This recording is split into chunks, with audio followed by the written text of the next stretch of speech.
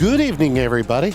This is Rob Johnson with the Spotlight Media Network, coming to you from Louisville High School, as we are here for a special event tonight. Something really cool. It is the Louisville Speech and Debate Showcased, as we're going to showcase the best of what our Louisville High School speech and debate team has to offer, and gives the kids the opportunity to showcase their talents. So I'm going to take a back seat to the folks up top, and we'll get things rolling. So enjoy.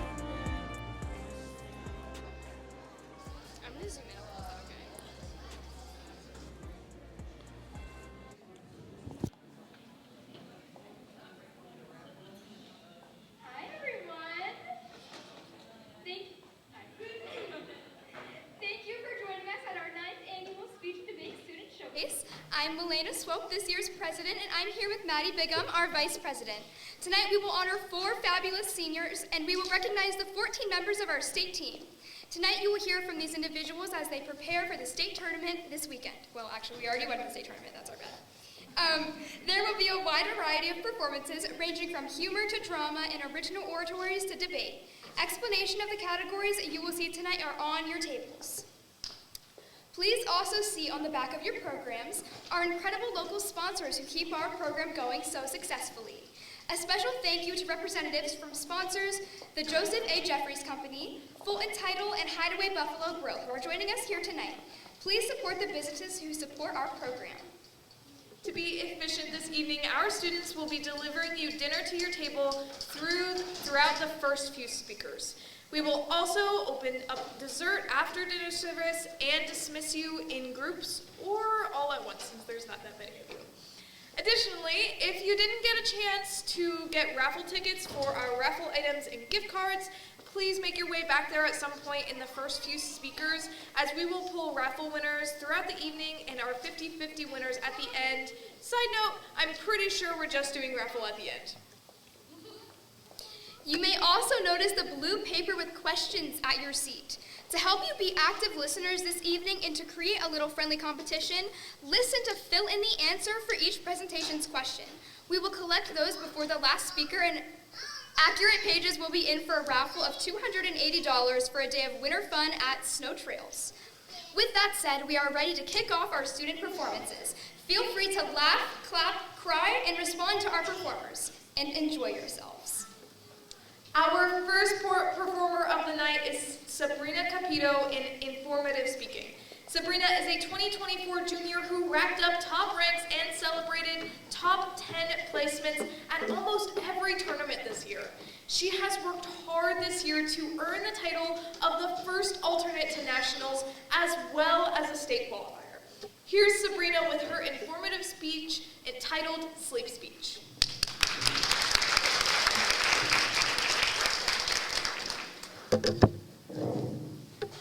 If there is one thing that I can say with 100% certainty, is that as soon as I get the opportunity, I will be taking a nap. Get home from school, I'm napping. Waiting for awards to start, I am snoozing away. On the bus, after tournaments, I am putting on a pair of fuzzy socks, wrapping up a blanket, curling up on that teeny tiny seat, and taking the most uncomfortable yet best nap of my life. Not only do I nap because, well, who doesn't love a good nap, but also because it has great benefits if done correctly. According to the University of Rochester, sleep can help reduce stress and can improve negative emotions as well as impulsiveness.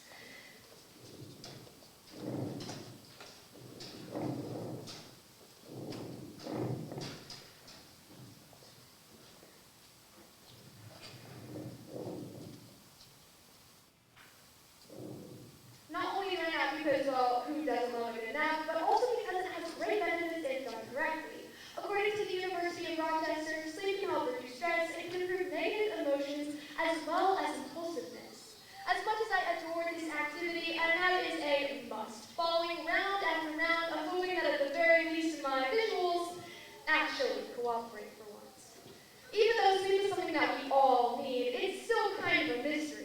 mean, I don't even understand why I had a nightmare just last night that I was giving a speech in front of all my family and friends. Weird, right?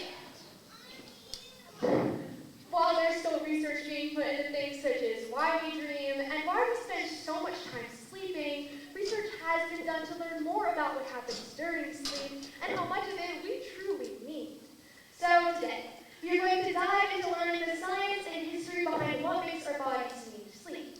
Next, we'll examine what the healthiest way to sleep is and what happens when the right amount of sleep isn't achieved. Lastly, we will discover what it's like not being able to sleep normally and the ways people work around those disorders. In the last couple hundred years, there have been many theories about what sleep is and why we need it. Let's go back in time to 450 BC, when a Greek physician by the name of Alcmaeon had an idea about what sleep could be. According to his medical, Alcmaeon suggested that sleep was a spell of unconsciousness brought on by a lack of circulation to the brain. It took around a century later for Aristotle to suggest that sleep was caused by the heart having a seize of consciousness. The heart at the time was believed to be what controlled judgment and emotion. It wasn't until 162 AD that the brain was actually deemed the seat of consciousness. Fast forward to 1903, when the first sleeping pill named Veronal was developed. For the next 30 years, it was considered to be one of the United States' most abused drugs. Now that we have finished our chapter about the borderline fables of the past, we can now continue our story into the more scientifically backed theories of the present. According to Hughes Medical, in 1925, a scientist by the name of Nathaniel Huygens discovered what's called rapid eye movement, otherwise known as REM. The Cleveland Clinic teaches us that brain activity during sleep can be placed into two categories that have predictable stages: REM and non-REM sleep. When you first fall asleep, you enter stage 1 of non-REM, which only lasts a few minutes, and people usually sleep the lightest during this stage. This stage only takes up about 5% of a night's sleep cycle. As your sleep deepens and you enter stage 2, through which you go through multiple times in a row, the brain slows down and has short bursts of energy. It is believed that the bursts are the brain organizing information and memories of that day. If you've ever seen the movie Inside Out, stage 2 of non-REM sleep is quite similar to the sleep where Joy sends off the orbs to be stored into Riley's long-term memory. Following the numeric pattern we created, stage 3 is next and takes up approximately 25% of the average adult sleep cycle. Stage 3 is a time when the body has the ability to repair injuries, and you need this stage to occur, otherwise you will wake up feeling tired and drained no matter how long you have slept. If you wake someone up during this stage, it is likely that they will still feel a sense of tiredness and may have sleep inertia, otherwise known as brain fog. After that, you begin to dream as you enter REM sleep.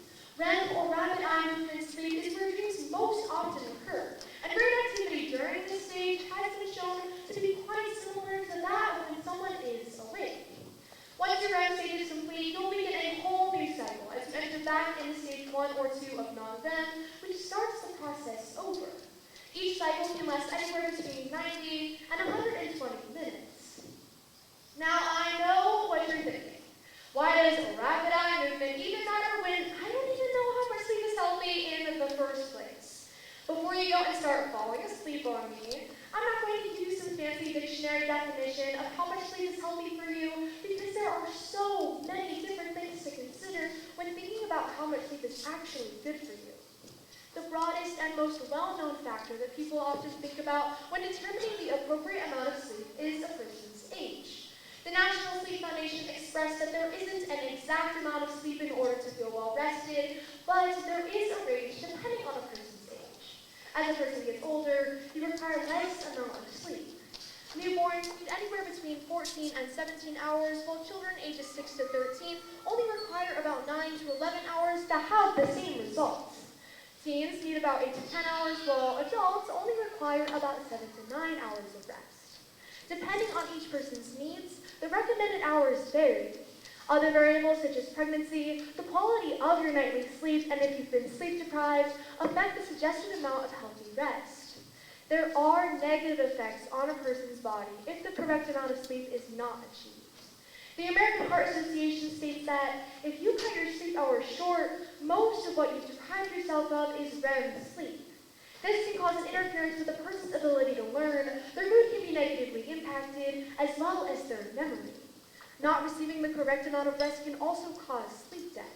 According to the Cleveland Clinic, sleep debt is the difference between the amount of quality sleep you need versus the amount of quality sleep you actually got.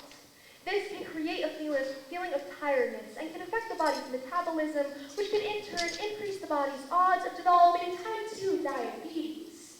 Not only can a person develop diabetes from sleep deprivation, but other and sometimes more serious effects can take place. Some of these effects could include weight gain, high blood pressure, heart disease, hand tremors, stroke, depression, and hallucinations. As much fun as that sounds, there are many reasons a person could or would not get the correct amount of sleep. I know I have trouble sleeping because I'm up late practicing my speech. At least that's what I tell my parents anyway. But there are sometimes larger problems than lying to your parents when you're actually binge eating Oreos and watching The Princess and the Frog on repeat. When someone isn't crying when a fictional firefly dies and becomes a star in the night sky next to the love of his life, there can be a larger problem that may need medical intervention. Insomnia, according to the American Sleep Apnea Association, is the struggle or inability to fall asleep. This can last anywhere between a few days and a few months. In order to counteract this disorder, someone with insomnia may be advised to create a regular sleep schedule or participate in cognitive behavioral therapy. On the flip side of this oh-so-fun sleep disorder coin, narcolepsy is defined by Mayo Clinic as the difficulty staying awake for long periods of time throughout the day. This means that a person could fall asleep suddenly, and this can oftentimes cause a disruption in the affected person's daily routine. Narcolepsy does not currently have a cure, but medications and changes of a person's lifestyle may alleviate some of the symptoms. Affecting around 30 million people in the United States alone, sleep apnea is caused by an interruption in the upper airway when soft tissue collapses during sleep. This may lead to lower levels of oxygen in the blood. This means that a person could awake suddenly, usually gasping for breath. Treatment is usually a device named nasal continuous airway pressure. This device delivers air via a mask that fits over the nose to make sure the recipient is sleeping without interruption. There are also disorders that may not directly cause the inability to sleep, but may cause difficulty staying asleep. Some of these disorders could include sleepwalking, night terrors, and sleep paralysis. With all of these disorders in mind, it could be difficult navigating daily life with a sleep disorder. People with these disorders may feel irritable and constantly struggle with poor concentration, cognitive functioning, and low academic achievement. Many may still struggle with their various sleep disorders, but seeing as sleep itself is still very much a mystery, there is still a lot of research and discoveries to be made in regards to how these disorders work and how to treat them. So today, we dove into learning the history and science behind what makes us sleep, as well as examined what the healthiest way to sleep is and what disorders could disrupt that pattern. We all have different needs in regards to how much sleep we require, but we all have one thing in common. We need it. It is important to learn what is known about sleep in order to learn how to become better at it.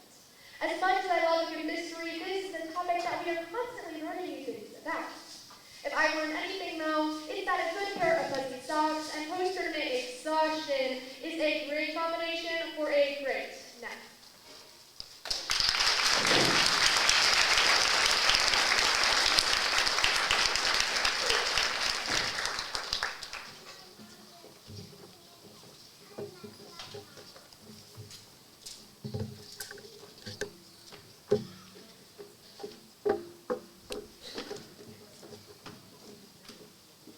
Next, we have sophomore Isaac Macbeth in humorous interpretation. Isaac has earned himself numerous top novice awards and top ranks in humor throughout the season. He also double entered as a novice, meaning that he competed in 2 categories in just his first year. The duo of Isaac and Noah Wolf earned the title of semifinalists at our Three Rivers tournament. Here is Isaac with his piece, The Bible in 30 Minutes or Less.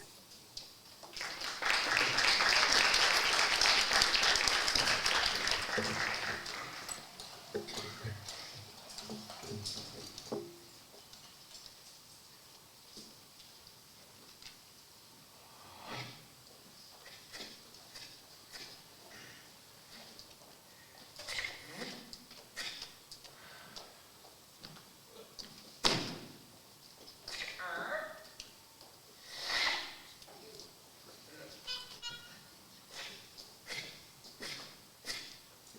the beginning, there was a God. I'm God. God created the world in 6 days. Light, dark, done. Sky, water, done. Day, night, stars, galaxies, done.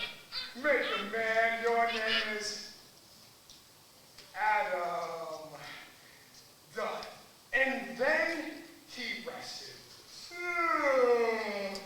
Hard work, I'm taking a break.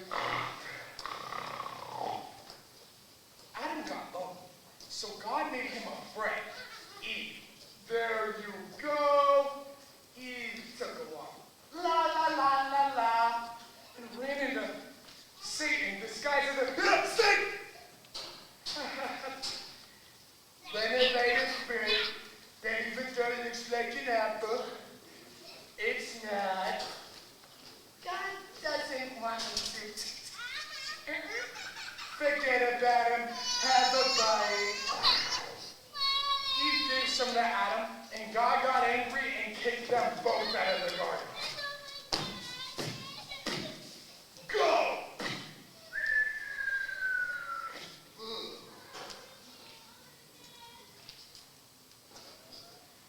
Let's take a poll. Who thinks my hair is way too long? Now, who thinks my hair is in style and the norm? If you raise your hand, you're not my family. But we can all agree on one thing in my family. Opening our Bible. Whether you believe the stories of the Bible or not, we can all appreciate a 783,137 word book shortened down to its best stories. Here is The Bible in 30 Minutes or Less by Anton Butzer. Or in today's case, The Bible in 10 minutes or less. Adam and Eve had 2 children, Cain, hi, and Abel. Hi. Cain killed Abel and died. Then everybody on the face of the earth was bad. This is a stick-up! Give me all your money! Haven't invented money yet? Then give me all your sheep? Everybody was bad, except Noah. I love you, God. God decided to start all over with the world. So Noah built an ark and put lots and lots of animals on it. Alligators, ibex, antelopes, lots and lots of animals. Then it flooded. And everybody who wasn't on the ark that day died. But then there was a rainbow. Pretty colors. Then the people tried to build a Tower of Babel. It will reach heaven. Well, God got angry and decided to make them all Babel. Abba-da-ga-da, dabba-da-ga-da, dabba-da-ga-da, dabba-da-ga-da, ba-da. Ba-da? Wah-wah-wah-wah-wah. Ba-da. Wah-wah. Ba-da. Then came Abram. God told Abram, you're going to be famous and you're going to have lots and lots of kids. And I'm going to change your name. Make it Abraham. Abraham? That's not much different. Okay. Oh. Later, Sarah gave birth to a son, and they called him Isaac. Yeah, Isaac. Okay. God told Abraham to sacrifice Isaac. Oh,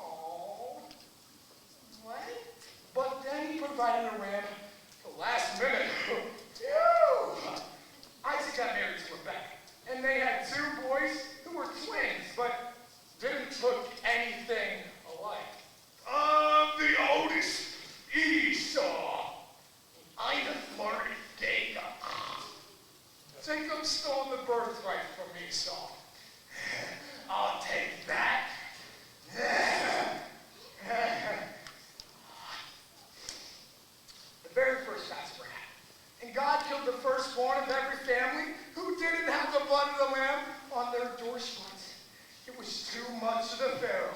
Leave! So Moses took the children of Israel out of Egypt. Goodbye. Adios. Auf Wiedersehen. Pharaoh trying to revenge on his offer. I'll make them come back. I'll make them come back. He drowned after trying to cross the Red Sea. Where's the light gone? Next, the exciting book of Leviticus. Leviticus, the actual law that God handed down. Then comes the book of Numbers, where Moses led the children to the edge of the promised land, but they didn't want to go in. There's giants in there. So they wandered around the desert for 40 years. Has anybody seen my AAA card? That's the story of the prophets. There are 16 books of the prophets, and they do a lot of, well, prophesying. And since we said we would, here are all of them. Isaiah and Daniel, devoured by lions, Jonah swallowed by a fish, Ezekiel, Obadiah, Zephaniah, Zechariah, Malachi. That is the end of the Old Testament. How are we doing on time? 7 minutes gone by. Mark, Luke, John, same story, different point of view. And the last book is Revelations. I'm gonna come back and defeat Satan, and I'll fight back, and you're gonna lose. I know. So is that it? Are we done? Did you know Solomon had 700 wives and 300 concubines? And he had to keep them all happy. Sol, can I get my hair done? Sol, let's go for a ride. I need a mani pedi. Rub my feet, please.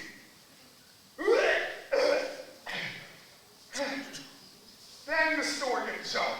Let's have a bet. Please, that guy. The Bible in 10 minutes or less.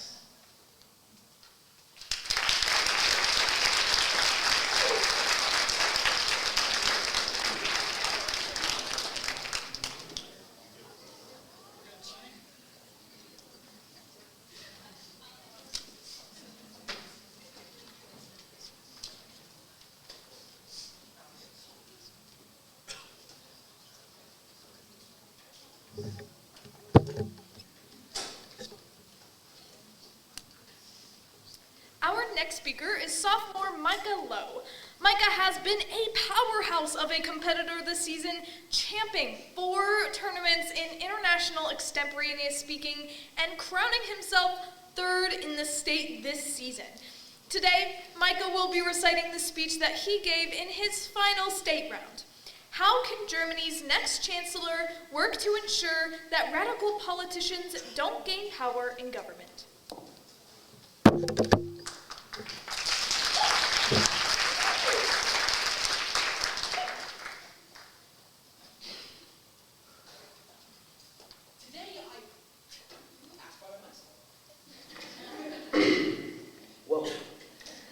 Today I ask you a very important question. Why is it still snowing throughout March? Don't get me wrong, I love winter. With December having Christmas and January having my birthday, winter usually symbolizes a time of excitement in my life.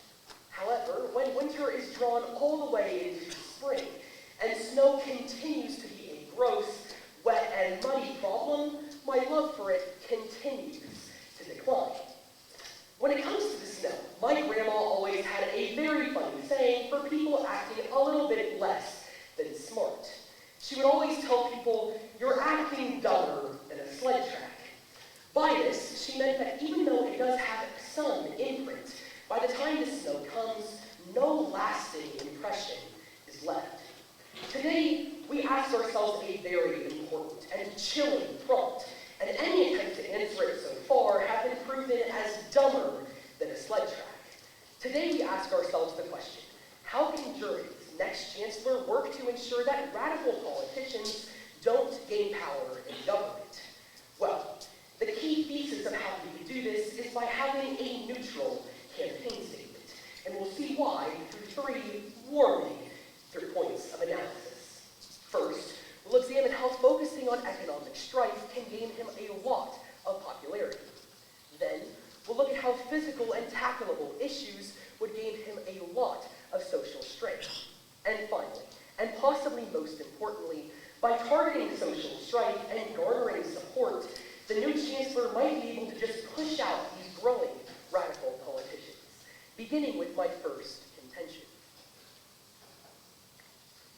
Now don't get me wrong, as I said before, I love the cold, but one thing that has become increasingly polar is the economy.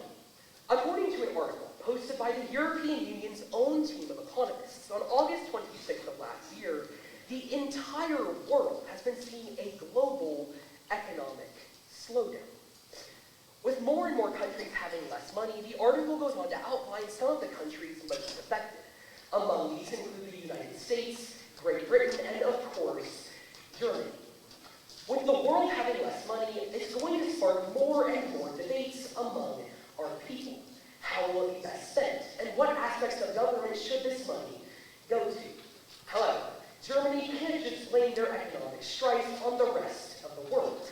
This idea is contextualized in an article posted by Al Jazeera when it's on January 28th, when it stated that Germany is having a plethora of its own economic problems. It goes on to outline how Germany is having a housing crisis, rising interest rates, and overall more government spending. Another example of economic strife happening in Germany is their lackluster automobile industry, with examples like Volkswagen leaving the country. With more and more economic problems facing Germany, the new chancellor needs to capitalize on these issues. I think one very important idea that all of us can get behind is that it's nice to have money and not be poor. I mean, it's a common idea that having more money in your wallet is a good thing. And if the German chancellor were to garner support by increasing economic value in Germany, he might be able to gain a lot of social support. And having more social support means less support for these radical politicians. So now, let us slide into our second contention, as we begin to realize that not only are they facing economic strife, but Germany is facing a lot of physical problems. According to an article posted by The Guardian on February 14th, it stated that Germany and the rest of Europe is facing a lot of physical issues. A couple examples of this is fires in Ireland, housing crises throughout many of the countries, and of course, the Russian-Ukrainian war. With more and more physical conflicts and physical problems naturally happening within Europe, Germany is directly affected. However, this is further in an article posted by Force News, when it was posted on February 16th. In this article, it went on to outline how Germany's new chancellor needs to focus on more tackleable issues. More social and physical problems happening within Germany, and working on a more domestic basis could help the German chancellor gain a lot of support. The word tackleable means it's more easy for the German chancellor to handle. And by focusing on more easily handleable problems, the German chancellor might be able to garner the social support that he needs to push out these radical politicians. With these radical issues happening within Europe, it continues to be a problem. But this support might be the perfect catalyst for change in the region. So now, let us look onward to our third and final point of analysis, because it's time to examine the absolute blizzard that is social problems. According to an article posted by the European Popularity Tracker on March 2nd, it states that 46% of people within Germany would show open discontent and 46% of people also said they would show open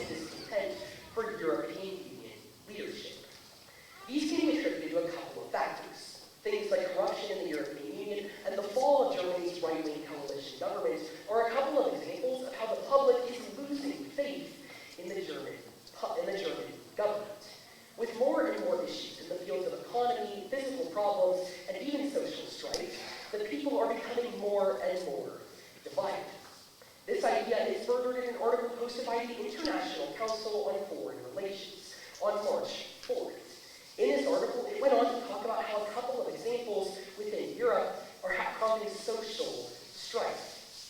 Things like Italy having more rising neo-Nazism, and as I stated before, the fall of Germany's right-wing coalition government are causing more and more, quote, political rifts among the German people. So, in conclusion, before we go on to build a snowman in the middle of March, we have to ask ourselves our question one more time. How can Germany's new chancellor work to ensure that radical politicians don't gain power in government? Well, after looking at their economy, their physical problems, and lastly, possibly most importantly, their social strife, it's clear to see that the resounding answer is to focus on a neutral campaign. And by appealing to the hearts and minds of Germany's people, the chancellor can garner the social support he needs to expel these radical ideas. Thank you.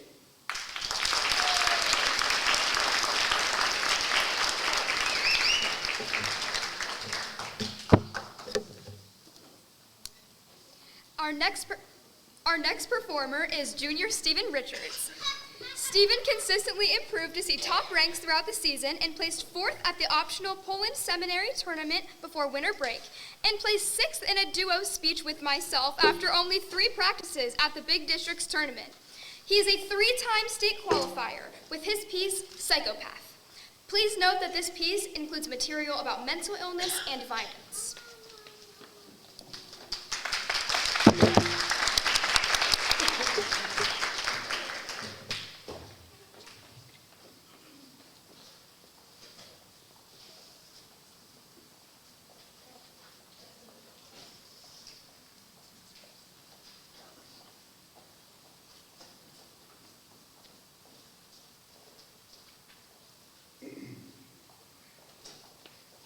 People have called me a hero, a killer, a saint, and a psycho.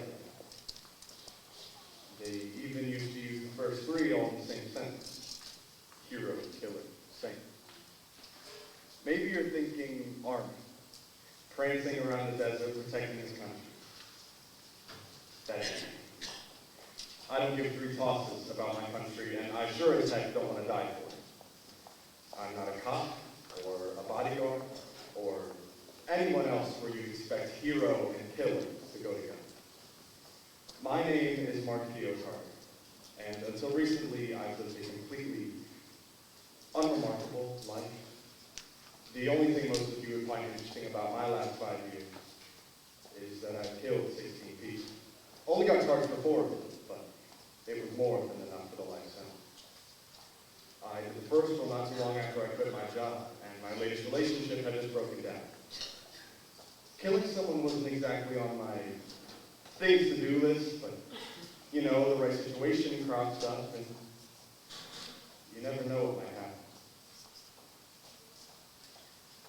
What happens when a self-proclaimed vigilante gets a little too extreme? This piece weaves through the life of Mark, who is grappling his demons and his hold on reality. Through the eyes of Mark, we see the thin, blurred line between normalcy and psychosis, challenging us to evaluate for the existence of similar characteristics within ourselves. Psychopath by Pete Mallory. It was late at night on a Wednesday.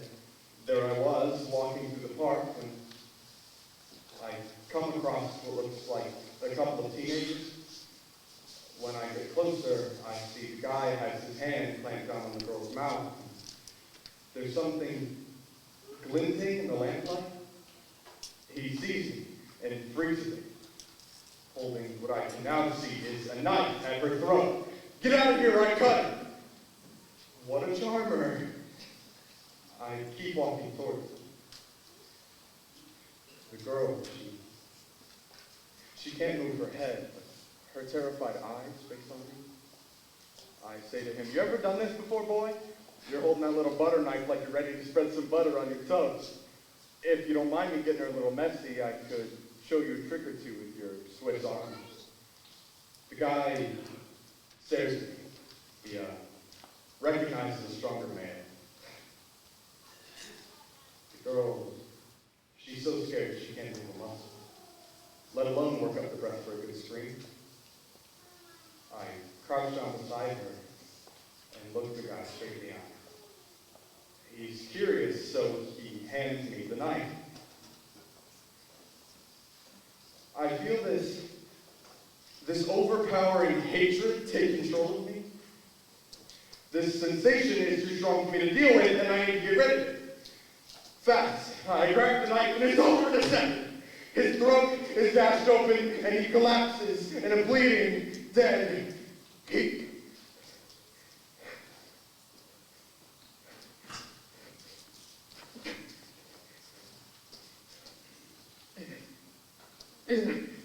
I drag his body away from the girl and offer her my hand.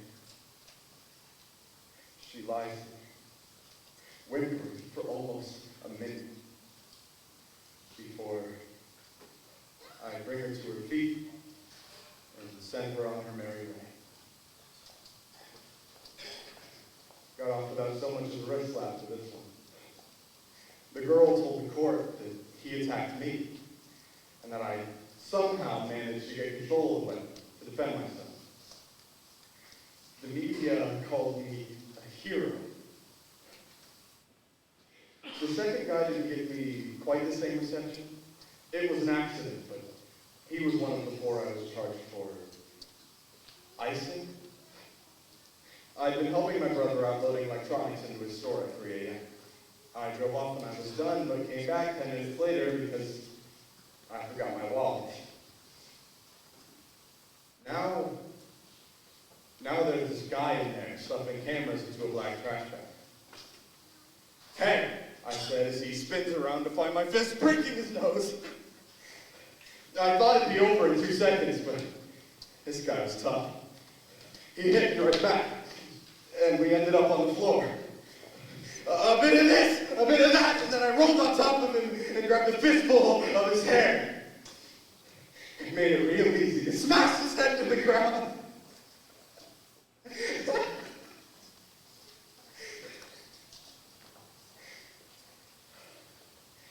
was years later before they pinned it on me. Before my trial, the shrinks had all agreed that I was a psychopath. Most people wouldn't have the first clue to what that is. You see these movies, crazy people killing randoms and making cardigans from their skin. But that's not what a psycho is. Quite simply, we're people who don't feel guilt, remorse, or empathy. That's the biggest distinction between you and me. It doesn't mean that we're naturally wired to kill, or we enjoy to seek it out. We just don't feel anything when it happens. It's like having a cup of tea. I was a saint for the first 28 years of my life. Didn't hurt a fly. A rapist set me off, and it was only after him that I killed him. In my early 20s, I actually worked at a charity helping the poor. I volunteered one evening a week at the animal shelter, and I was a lifeguard. I didn't feel anything for any of those causes. But your intellect and your emotions are quite separate things. So I did what I felt was right, even though I didn't get the thrill of do-gooder. 3, 4, 5, and 6 were all in similar fashion. Young men doing something antisocial in my face who didn't like it when I told them to stop. I had one guy blow smoke in my face and put a cigarette out of my arm when I told him off for it. I actually enjoy it. Okay, I know what you're thinking. This is where the line is no longer blurry. Theo's crossed all the way through the gray, and he's nothing but pure psycho now. But you know what? I don't think you're all that great yourself. Go on. Who of you have ever helped a homeless? Like truly helped them? Given them a grand or two or a place to stay? How many of you eat meat? You all know what goes on there. Overcrowded cages, diseases, a torturous life, and a worse death, but you turn a blind eye because it tastes good. Right? Look at your clothes. child labor, slave wages. You say you care, but you're still wearing it. Me, I'm a psychopath. I have a psychological reason not to give a toss about the above inhumanity that we are all a part of.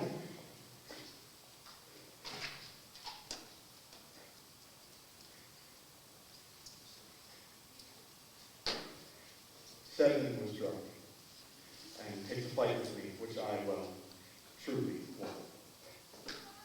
8 and 9 were drug dealers from my old high school. They were peddling through my neighborhood. I showed them where to go, and one of them pulled a gun. So, I shot them both. 10 was... What? Is this boring you? You want me to skip ahead? Fine. The last guy was known to me. I used to get Christmas cards from him after I saved his life 8 years back. He was at the beach and got caught in the rain. As a lifeguard, it was up to me to rescue him. Seemed like an easy fellow. A few years later, he bumps into my friend Sam from the surf club. Buys her a few drinks, ends up taking her home, and she gets cold feet because he doesn't take no for an answer. She was too scared to call the cops, so he gets away with it. All these years later, I see this guy on Pitt Street. I saved this man's life, and he thanks the world by hurting Sam. So I ask myself, why help people? I could do society a much bigger favor by icing the ones I know are bad than saving the ones who may or may not be good. So I took out the nearest weapon I had. A pen. And I stabbed this guy in the neck right in the middle of Pitt Street. Everyone was screaming. He fell to the ground trying to crawl away, bleeding everywhere. I watched him for over 3 minutes before some cop had his gun in my face. Before you know it, I'm in prison with a life sentence. Anyways, that's my story. Make of it what you will and judge me as you see fit. I'm Gio Carter. Hero. Killer. Psychopath.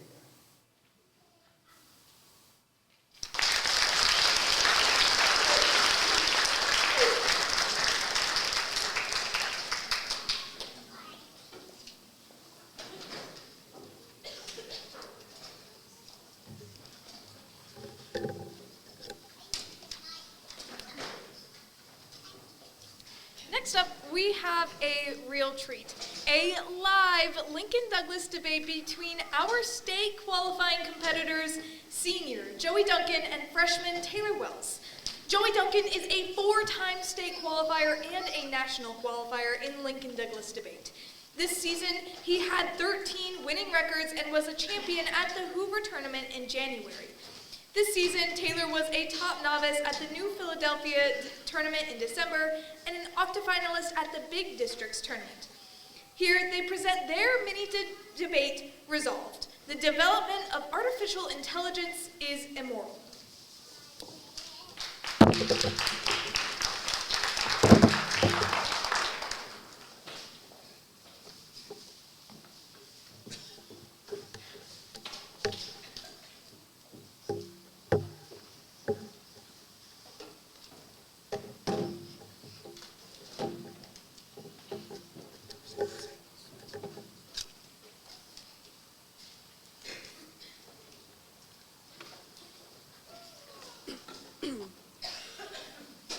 Resolved. The development of artificial general intelligence.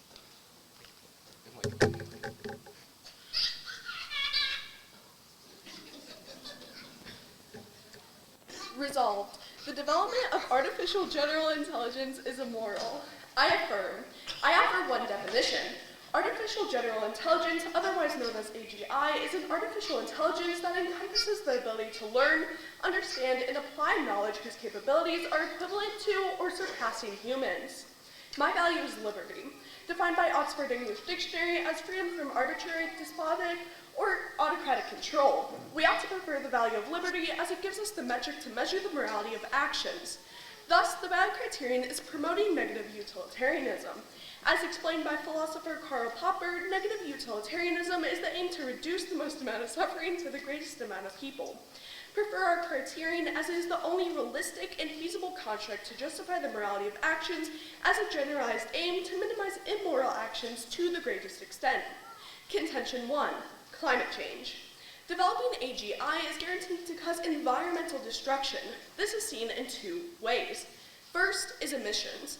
Bakassani 24 explains energy demand for AGI is exceptionally high, as models have to be trained equivalent to the monthly output of a nuclear power plant. Kirshen 23 furthers that even modest AI models would end up emitting over 626,000 pounds of CO2 per company, which is more than all other annual international transportation emissions combined. The University of Toronto in 2025 quantifies that since 2019, AI in the US alone has increased pollutants by 2,000%. Second is water consumption. Bardwa et al. 25 finds that newer chip generations for AGI require companies to use over 37 million liters of water per day. Privet 22 explains that US AI data centers were drawing water from highly stressed watersheds, as more than 720 million people live in countries with highly critical water levels. By 2027, AI Global's consumption will be 6 times the water usage of the country Denmark. There's two impacts. First is energy demand. Winfield 20 writes that energy costs would be colossal. AGI requires the future energy output of 200 years to be taken away, and increases power requirements by 10,000 times. Riordan 25 concludes that AGI power demands would be impossible to do and create unattainable demands. By affirming we end the costly damages that stop overly ambitious decisions that only increase human suffering and restrict other development, failing liberty. Second is totalized collapse. Pixie 20 finds that a third of animal and plant species are at risk of extinction by 2050, which cause irreversible human suffering. Bender 21 concludes that existing threats such as monsoons in India that displace or kill 3 billion forced vulnerable people to pay the price of climate change, while climate tech like AI is being built to serve only the most privileged. End quote. Only in the affirmative can we stop pursuing the path towards extinction, which embeds restrictions in environmental suffering. Thus, I affirm.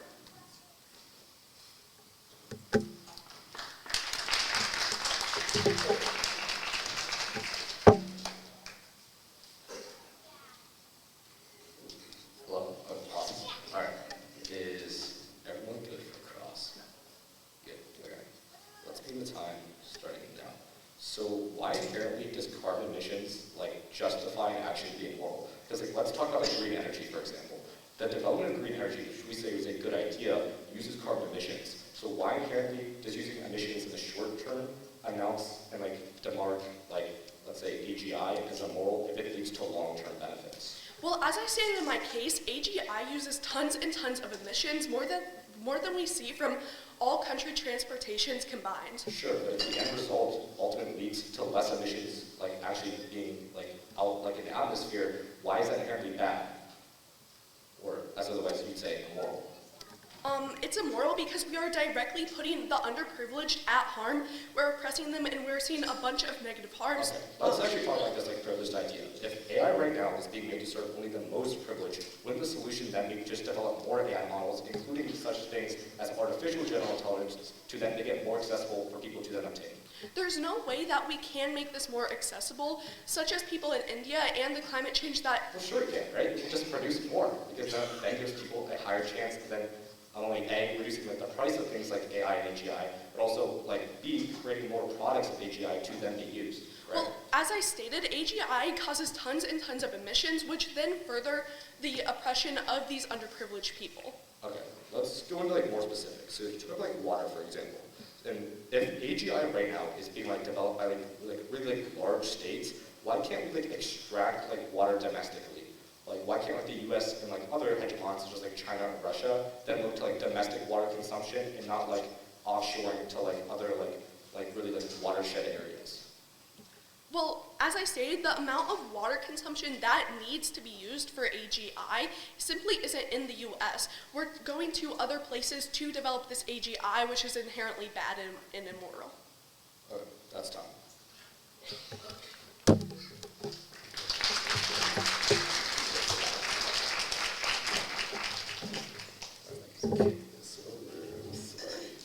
Okay.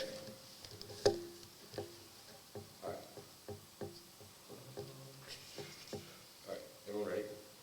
Okay.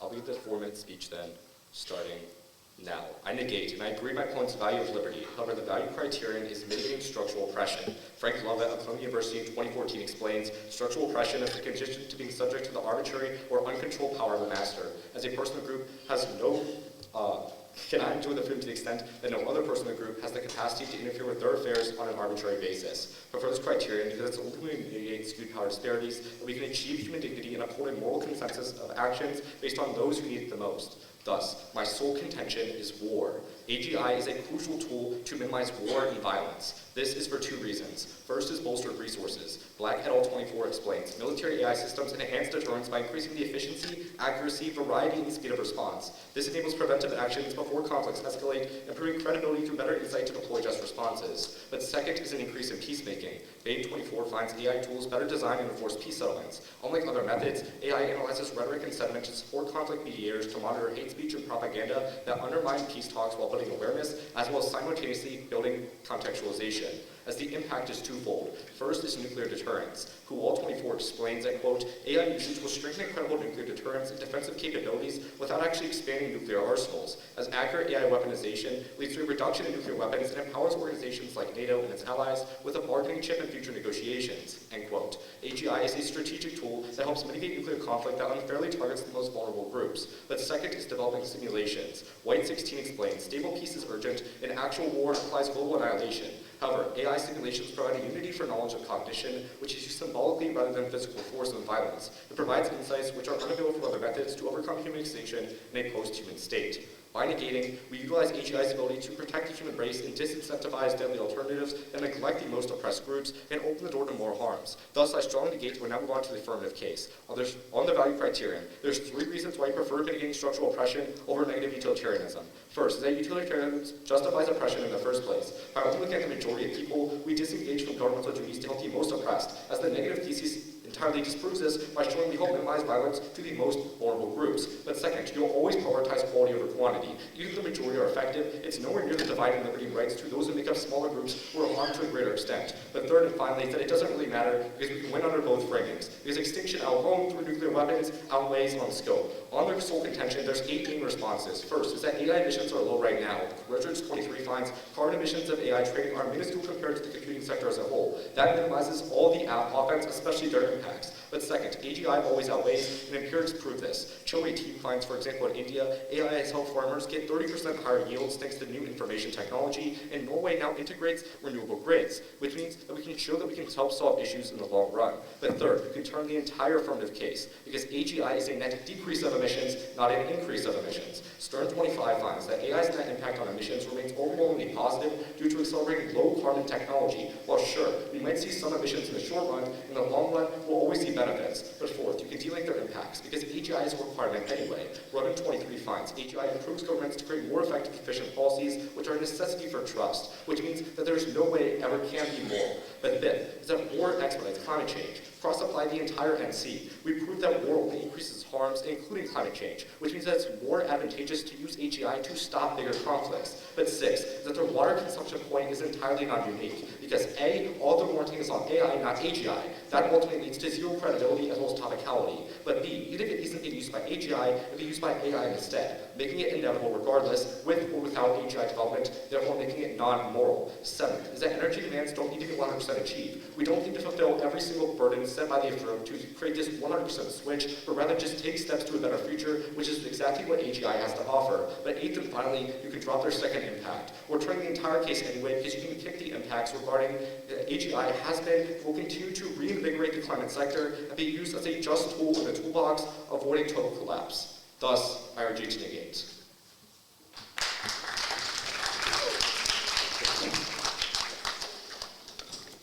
I'm sick.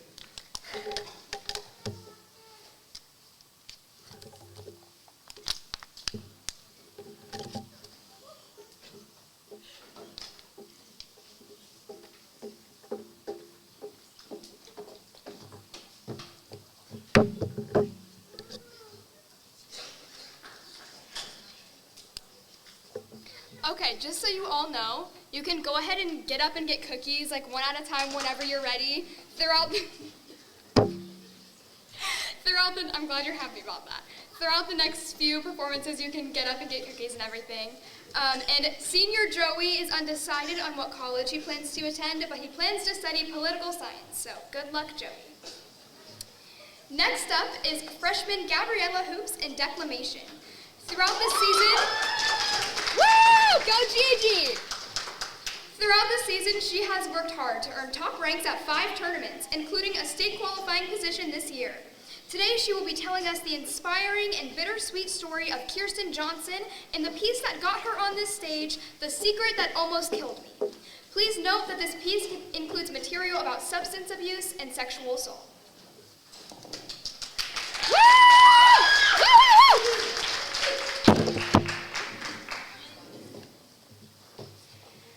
I'm here to tell you guys the truth. My truth. Because the truth does have the power to set us free, and not telling the truth can have serious consequences. We have a saying in the recovery community, you're as sick as your secrets. So I'm going to share my secrets with you, because my secret almost killed me. I don't want to talk about this. I never wanted to talk about it. But not talking about it is what keeps the problem in place. And the solution begins when we break the silence. According to the Rape, Abuse, and Incest National Network, every 68 seconds an American is sexually assaulted. And every 9 minutes, that victim is a child. In this piece, Kirsten Johnson depicts her story of overcoming her silence and revealing her secrets, hoping to help others do the same. Not only does she overcome this abuse, but she faces a battle of addiction and a downward spiral of mental health. I have now been talking for roughly a minute. That means another person is about to become a victim of sexual assault. And by the time I have finished this speech, another 8 Americans have become victims of sexual assault. It is time that these victims are able to speak their truth and break the cycle. The Secret That Almost Killed Me by Kirsten Johnson. The first time I broke my silence was when I was 19 years old. I was blasting music, dancing in my kitchen. I grabbed a sponge and the soap and began washing a knife. I'm moving, grooving, having a great time when suddenly hands gripped my shoulder. Without a thought, I turned around and I held a 12-inch silver blade to his throat. He looked down at me, terrified, and I looked up at the 6'7" man. Only then I realized it was my boyfriend. I was safe. I dropped the knife and I began to cry. I didn't know what PTSD was back then, or that I was in the fight part of fight or flight. But because I had just held a knife to my boyfriend's throat, I felt like I had to tell him the truth. That was the first time I told anyone my truth. That I was sexually abused in childhood. I was in my college dorm room the first time I was raped.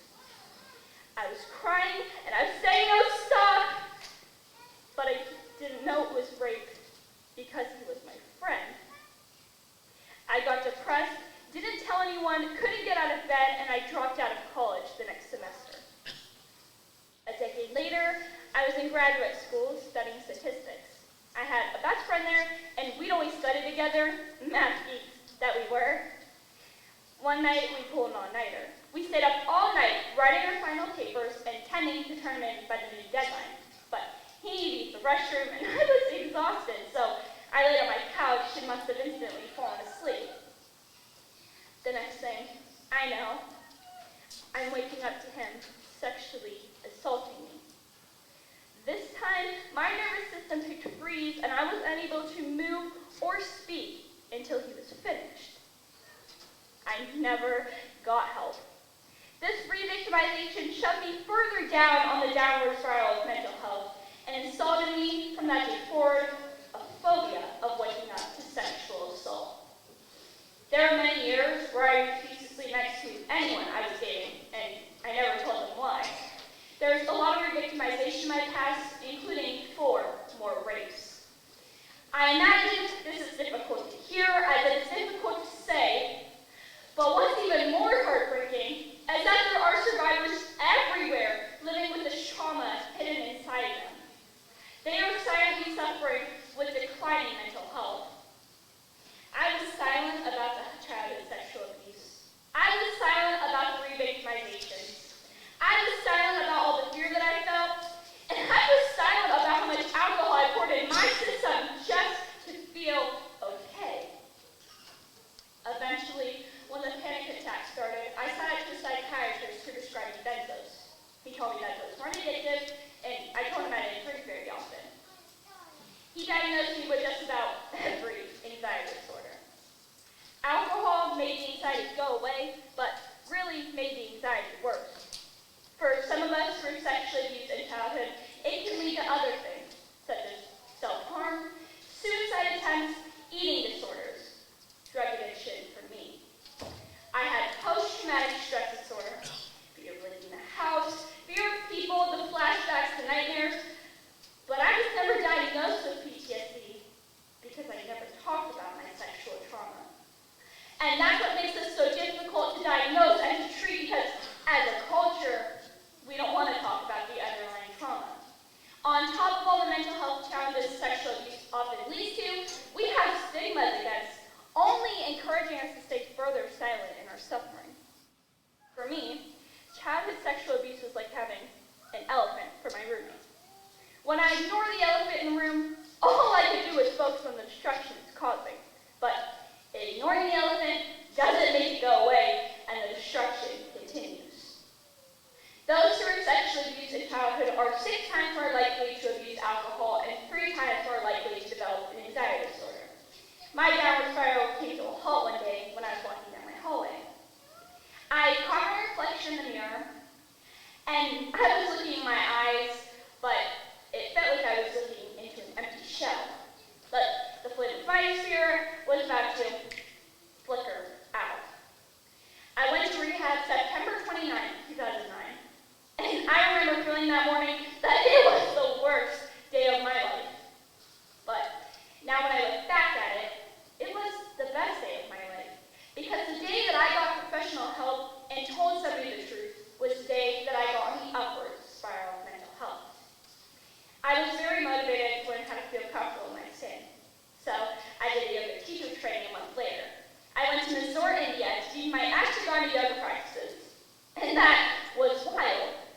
6 months earlier, I was afraid to leave my house, and then at 6 months sober, I'm sitting in India across from a guru learning about transcendental meditation, yoga breathing, and mindfulness, and that when I changed my relationship with my nervous system, I started to heal.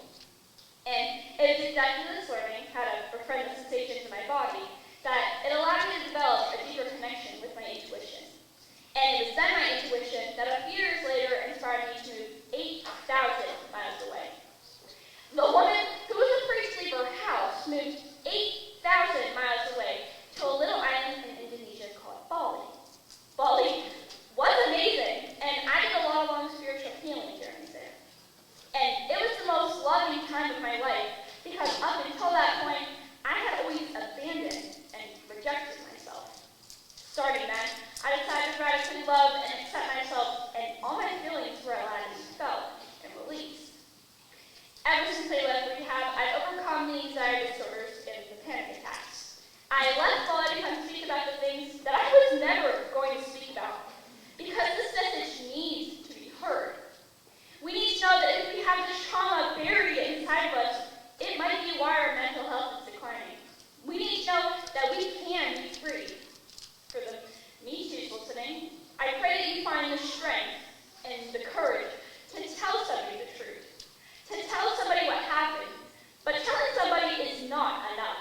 You need to be heard. At any time, we can start to learn how to love and accept ourselves, but it starts with breaking that silence by telling somebody the truth. And it's not just the Me Too's who silence except for now, is it? Most of us have an elephant. Most of us have something so deep and dark locked inside of us that we swear we're never going to tell anyone. Harboring dark secrets like that, with all the guilt and the shame that comes with them, can slowly kill us inside. Mine take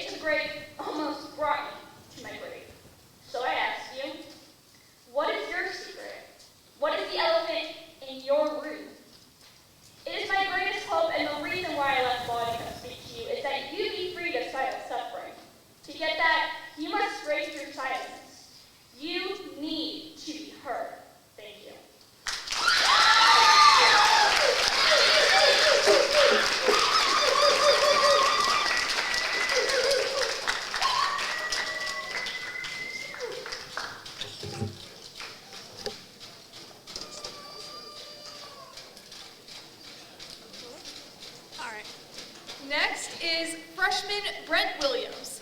Brent was a part of our growing middle school speech team, which gave him the experience that earned him 5th place at the Three Rivers Tournament, 6 Top Novice Awards, and 23rd in the state in program oral interpretation. He also won Hoover in supplemental speaking. Here's his award-winning program, Silent Struggles. Please note that this piece includes heavy themes about racism and discrimination.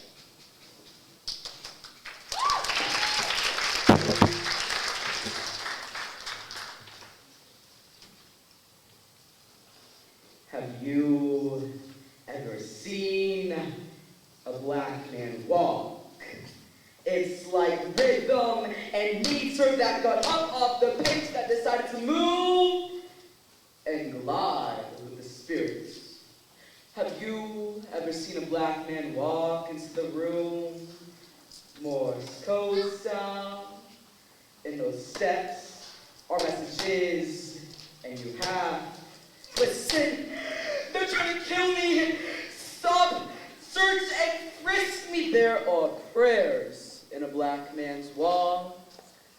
Don't let him shoot me down where I'm standing. Don't let me die in the streets like an animal. I'm a man. I swear I'm a man. I swear.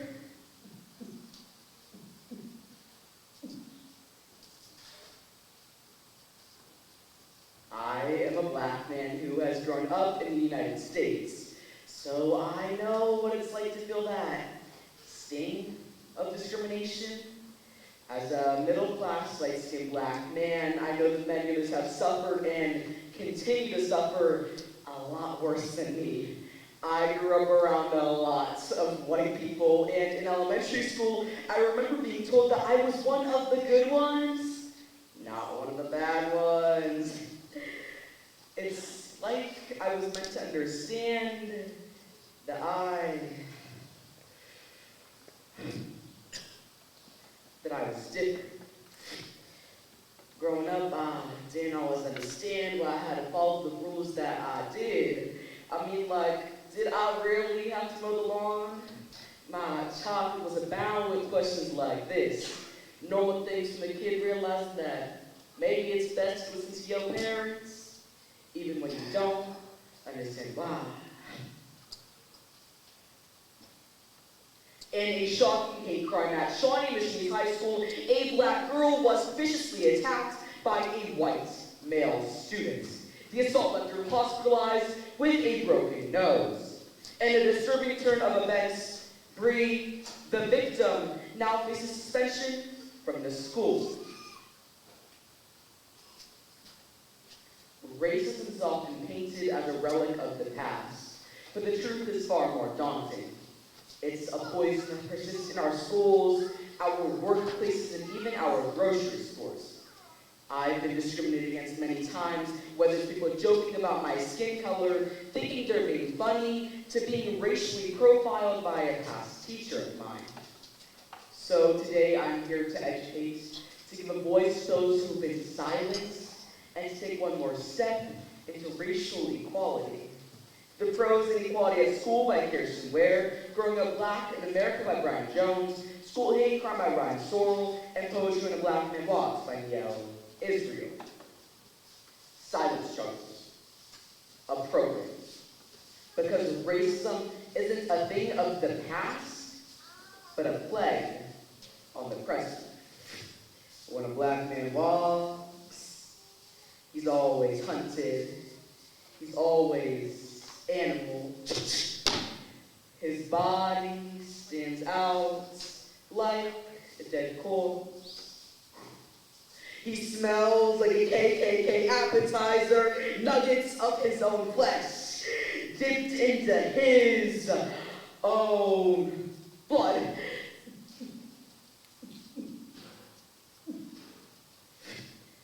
I've been thinking a lot lately about this idea of humanity, but more specifically, who in this world is afforded the privilege of being perceived as fully human?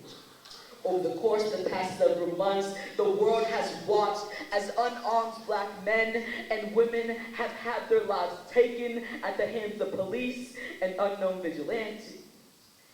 And these events, no less, transpired after them brought me back to my own childhood and the decisions that my parents had to make raising a black son in America.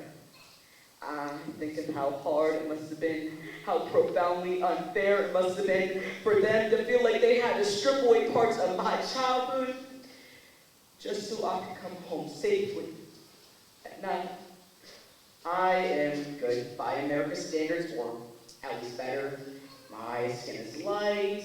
Most of the time I dress like a middle-class professional, and my manner of speech portrays a large degree of assimilation in the white American mainstream. But as many of us have learned, there is no amount of assimilation that can shield you from the racism in this country. The incident unfolded last week when Bree non-violently confronted a white female student for using racial slurs and calling black female students slaves.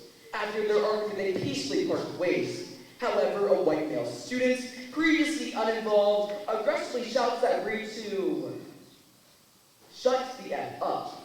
Bree then responds by asking what did he say. The white male student then charges toward Bree while repeatedly hurling the N-word. When a black man walks, listen to the orchestra playing beneath his feet. See how many faces change to fear in the presence of a black man. See how many women clench their purses so tightly till their fingers grow numb. See how many men hide their eyes, wishing the darkness would go away, maybe choke itself to death.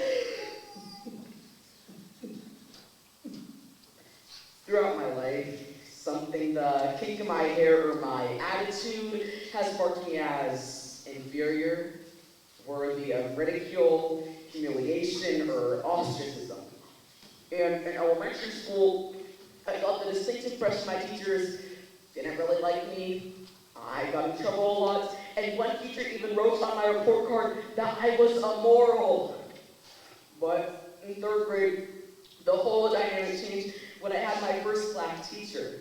Mrs. Brooks decided it was okay if I squirmed in my chair. She talks about injustice and discrimination and how to recite and interpret poetry to the black arts movements. Thank you, Mrs. Brooks. Think of this one night when I was around 12 years old. My friends and I got super soakers and turned the hotel parking lot into our own water-filled battle zone. We were hiding behind cars, running around in the darkness, laughter across the pavement. But then, suddenly, my father grabbed me by my forearm and led me into our hotel room. Before I could tell him how foolish he made me look, he sat me down, fear across his face, and said, "Son, I'm sorry, but you can't act the same as your white friends. You can't pretend to shoot guns like your white friends. You can't even run around in the dark like your white friends. You can't hide behind anything other than your own teeth." The incident at Shawnee Mission High School is not an isolated one.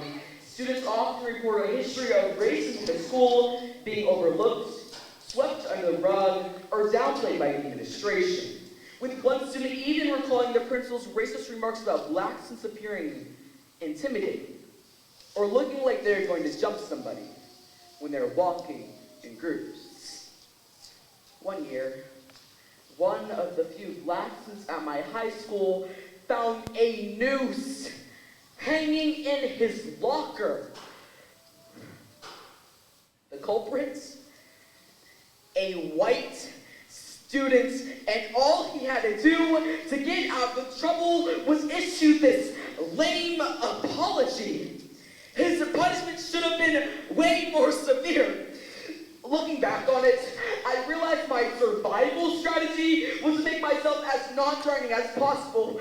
I became So will practice the art of not offending racist white people that I cease to become enraged by them. I learned how to enter a store and say hello as if I'm not going to steal anything. I learned how to carry books through a bookstore and learned how to walk through stores with bags that are not closed or zippered shut. And so on. Students at Shawnee Mission High School have voiced their outrage and disgust in the recent wave of the attack. Jackson, a black student, has voiced his concern for personal safety, saying, "We are equally frustrated and angry. It should have never gotten to this point." They're very quiet about this. They won't voice that this is wrong. Racist students never get into serious trouble at school. I'm tired of trying to find and people and administrators who won't help us. But this cannot be what defines us. We have parents who raised us, understand our bodies. We're not meant for the backside of a bullet. We had teachers who taught us how to raise our hands and not signal surrender. So when we say that Black Lives Matter, it's not because of the dumb. It's simply because we are affirming that we are worthy of living in this world without fear. I don't want my son to be presumed as guilty the moment he is born. I want the toy in his hand to still be a toy. When a black man walks, think of it as a beautiful masterpiece that you may only hear once. Cherish it. You never hear it again. Thank you.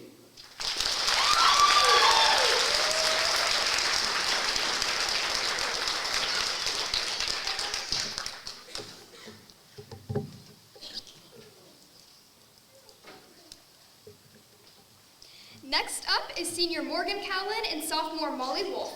These ladies have been well accomplished this year, earning top 6 placements at 11 tournaments, champions at 3 tournaments, national qualifiers, and 14th in the state. Molly earned top ranks at 12 tournaments in humorous interpretation and is a 2-time state and national qualifier. We are happy to present you with a talented duo that is sure to make you laugh with their piece, Baby Mama. Please note that this piece includes adult language in a humorous fashion.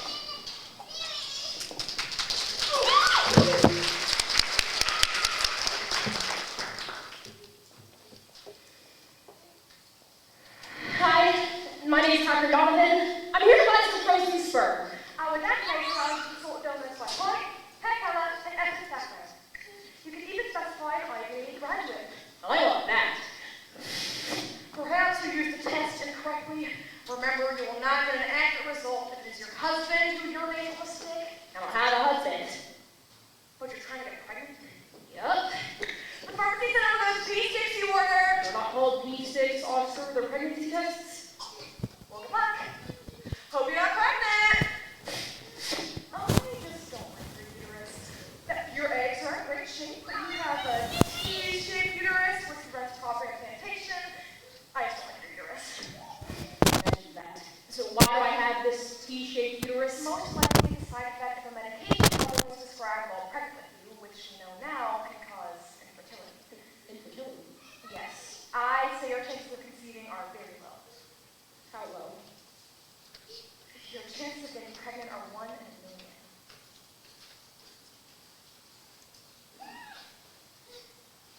In her book, Your Future Family, Kim Bergman explains that despite its $200,000 price tag, surrogacy has changed the way we build our families, giving couples one last shot at the most precious gift, life.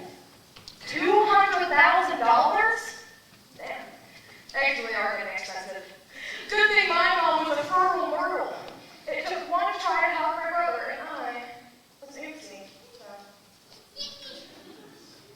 Not that every fertile myrtle is our friend Kate, who yearns for a child but is quickly running out of options. Insert Angie and a turkey baster to help Kate achieve her dream of becoming a mother. While Kate hopes for the birth of a future child, she does not expect the birth of an unconventional family. May we all be open to finding the feeling of family, even if it looks a little different. Baby Mama, by Michael Colors. So, who are we waiting on again? Her name's Angie. She my surrogate mother. Oh, your baby mama. No, I'm paying her. There's set up by an agency and her contracts and all. You know, it's really business. So you pay the bills and she makes the baby. That's the baby mama. Somebody has to pay the rent. Well, maybe you're gonna sell teacups on eBay. Andy? What? I'm Kate. This is Carl, my husband. So, how long have you two been together? 3, 8, 4. 12 years. Before Carl came along, I dated a lot of losers, but then I gave him the greatest gift a girl could give a guy. You were a virgin? I've been saying the only one to give it to. We've been together ever since. That's so sweet. Wow, your apartment's so beautiful. What does your husband do? Oh, I don't have a husband. Oh, you want all this to yourself? We're a little short on funds right now, which is why this whole baby thing comes at a good time. What about you? What got you interested in this threesome, for lack of a better word? Oh, there's a better word. I never thought I'd come up. I can't have a child of my own, so this is the only way I can have a family. You know, we do need the money, but mostly because it's something I know I can do. I want to feel good at something. Feel Appreciate it. yeah. I can't do this without you, Angie. I need you. I'll have no baby. So, this is positive. It's Angie. I know. But I'm pregnant. If there's anything you need, and I need anything, You let me know. you got baby mama drama. I love Carl. I found out Carl was cheating on me, so I stood up for myself. We got a huge fight, things got physical. Is the baby alright? Yeah, I didn't hit him that hard. So, what are you going to do? Where are you going to stay? Well, he did say if I needed anything. I'm really busy, and You know, this is a dumb idea. Here, take a picture of the baby from the ultrasound. That looks like a squirrel. Like a cute squirrel. you should have told me. I would have been there. You know, I'm just kidding my mom, you know? She smokes a little, and her neighborhood's not nearly as nice. You can say here. In fact, I insist you say here. Should you be drinking that right now? It's only my third one. Anyway, Dr. Pepper's good for you. It's got doctor right in the title. The way you shake it, I can't believe it. I ain't never seen an ass like that. The way you move it, never be deal. What are you doing? You told me it was an Oscar for needed anything. I meant a Q-tip. That entire 7-Eleven. You can't have this garbage. Hey, those are my pasty cakes. Full of preservatives, corn syrup, caffeine. Caffeine, Angie, really? I'm gonna have my Dr. Pepper. No, soda. Studies have shown that exposure to loud sounds can damage the fetus's brain structure. You have to remember you are carrying something very helpless and precious. Whatever you eat, the baby eats. Whatever you listen to, the baby listens to. Whenever you shake that ass, the baby shakes that ass. Get out, Oscar! Just give me a family. Just give me a family. I cannot let you mess up this baby. ¿Dónde está la estación de tren? Where is the train station? Studies have shown that fetuses can learn foreign languages in the womb. Yeah, well, this will not be fluent, bitch. You got child locks all over the house. It should be 80-ish if the children over the age of 7. Yeah, shut up, nice and slow. You still can't really jump with a baby person. You can't be more than 12 months along. Better safe than sorry. Somebody go in the toilet!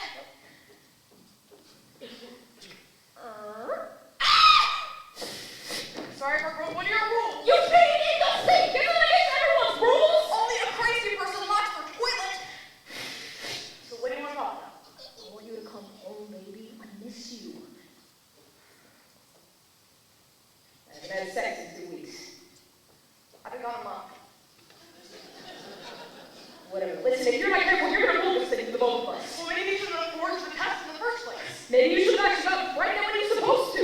How long do you think it's gonna take for that lady to realize you're not really pregnant? You're supposed to forge the test, send a picture of the ultrasound to the mail, and then cash your checks. The ultrasound was like a squirrel, by the way. It was a squirrel. That's all you can find on the internet. I want a divorce.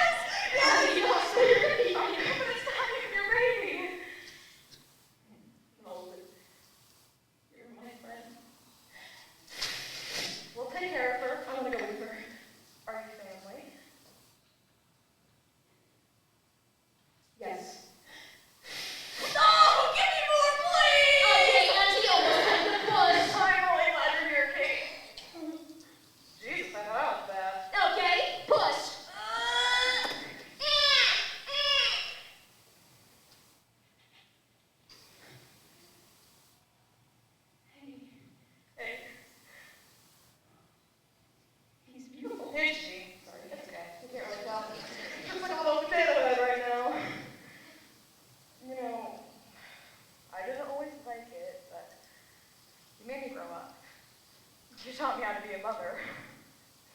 What's her name? Christina. Beyonce, I'm pronounced yet. Christina's with an X, but Beyonce spelled the traditional way. This is a family.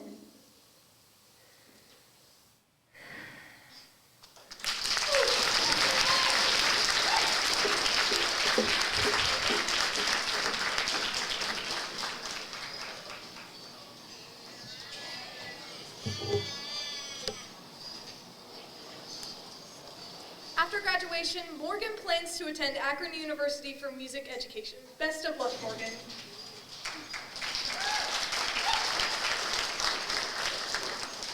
This year, Louisville has sent 3 individuals to the state tournament in congressional debate. First, junior Gage Martin, who earned his place as 9th in the state, as well as consistently being a finalist at the majority of tournaments this year. Next, we have sophomore Noah Wolf, who has seen great improvement in both humor and duo this year, and proudly represented our team in Congress at the state tournament. And finally, Taylor Wells, who you saw earlier. Together, they will be speaking on the topic, A Bill to Save the Appalachians.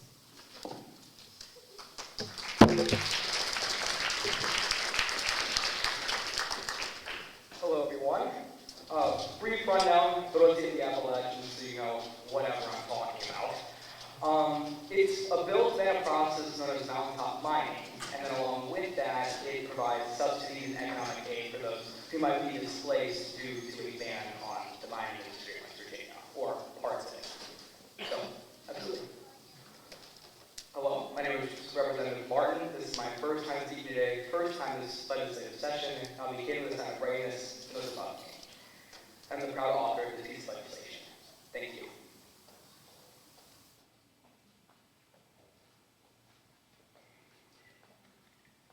In Congress, we're very familiar with the idea of kicking the can down the road. That whenever there's any sort of issue, instead of actually solving the problem, we immediately look for a stopgap. Something to hold us over in the meantime. You passed today to end that process, to solve an issue. This is like my constituents for far too long. We passed for 2 key reasons. First, the terrors of mountaintop mining, and second, this bill builds us the Silicon Mountains, which brings us to our very first contention. Mountaintop mining is a region-wide crisis. According to Appalachian Voices just last year, millions of acres, hundreds of mountains, and billions of tons of earth are moved every single year through a process known as mountaintop mining, in which a mining company starts at the top of the mountain, blows it up, and digs down 600 feet back and forth until there's no mountain left. And according to the EPA in November of 2024, mining companies, although they care very much about what might be in that mountain, they care next to little about what happens to the rock after it's displaced. It ends up in valleys and water reservoirs. The Yale School of Environment tells us that due to this process, mountaintop mining holds the highest rate of death of any mining subsidy. It's proven to ruin water supplies, make air nearly impossible to breathe, almost impossible to breathe, both miners and individuals who live around the area, and spreads heavy carbons into our water supplies. According to the Appalachian Regional Committee in 2023, although mountaintop mining is an obvious hazard to the food, water, and air supply in Appalachia, it provides a serious threat to their wounds as well.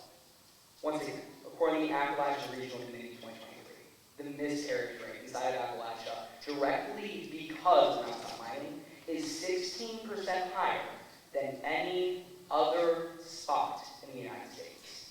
Birth deformities are 21% more likely in the region than anywhere else. Passing today is not a sensitive opinion. It's not a choice. It's a necessity. Which brings me to my second contention, the new Appalachian economy. Now, Representative Martin, it's clear this is an obvious danger. But what do we do with individuals who might be coming home with pink slips due to a ban of mountaintop mining? Well, according to the Department of Energy in July 2024, coal is decreasing year by year from 4 to 8% a year in terms of usage. The Pew Research Center and their team of scientists in 2021 say that by 2050, the United supposed to go green. According to Science Directive 2021, regardless of those studies, mountaintop mining and coal still is the largest employer in the region.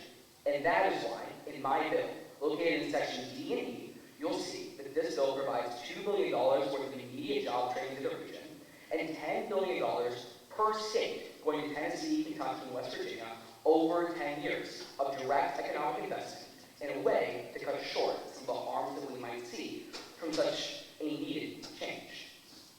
So, representatives, we're left with a choice, a hard one, but a necessary one. You either choose to rip the Band-Aid off now, with subsidies, supports, and safeguards, that those who might fall between the cracks are saved, are still able to provide for their families, or you wait 20 years, and you watch the entirety of the region's economy, everything they built themselves on, disintegrate overnight, leaving no hope of prosperity or even a glimpse of happiness in the region. Peel the Band-Aid off now. Help these people make the hard choice and stop kicking the can down the road. Pass.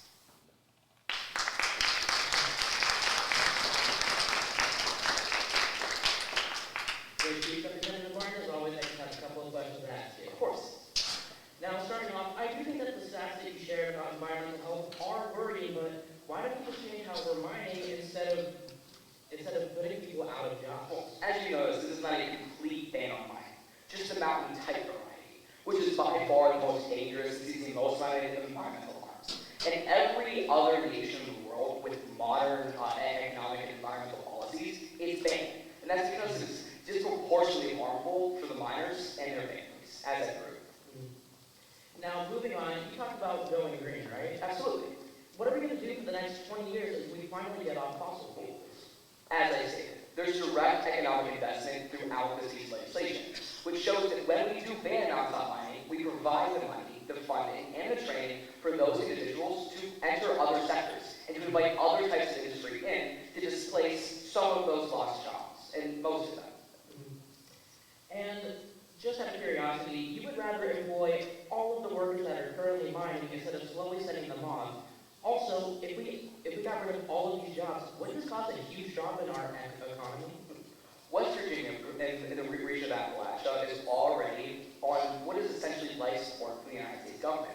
We send billions and billions of dollars into the region due to their poor economic status in the status quo. And that's because of mountaintop mining. You, of course, cannot have a sustainable economy and a well-developed form of employment if half your population is unable to work due to the dangers of mountaintop mining. You ban it, that way, in 20 years, 30 years, West Virginia and Appalachia as a whole is able to pick themselves up, is able to help themselves and put food on the table. Because without it, they're doomed. Thank you so much, Representative Martin. Absolutely.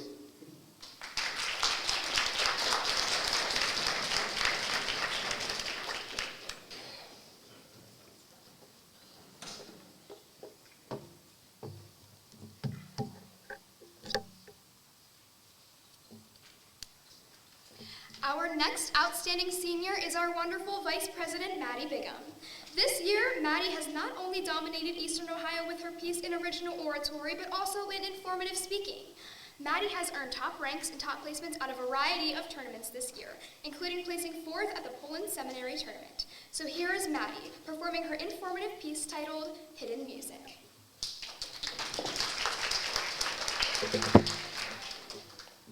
I love video games. My favorite video game of all time is Stardew Valley. It's an adorable game in which your character lives on a farm, mining, growing plants, fishing, and creating lasting relationships with the townspeople. The possibilities are endless as far as goals go, and it's incredibly fun to play with friends and family. I personally have a save game with my boyfriend, and friend's sister, and 7 of my own.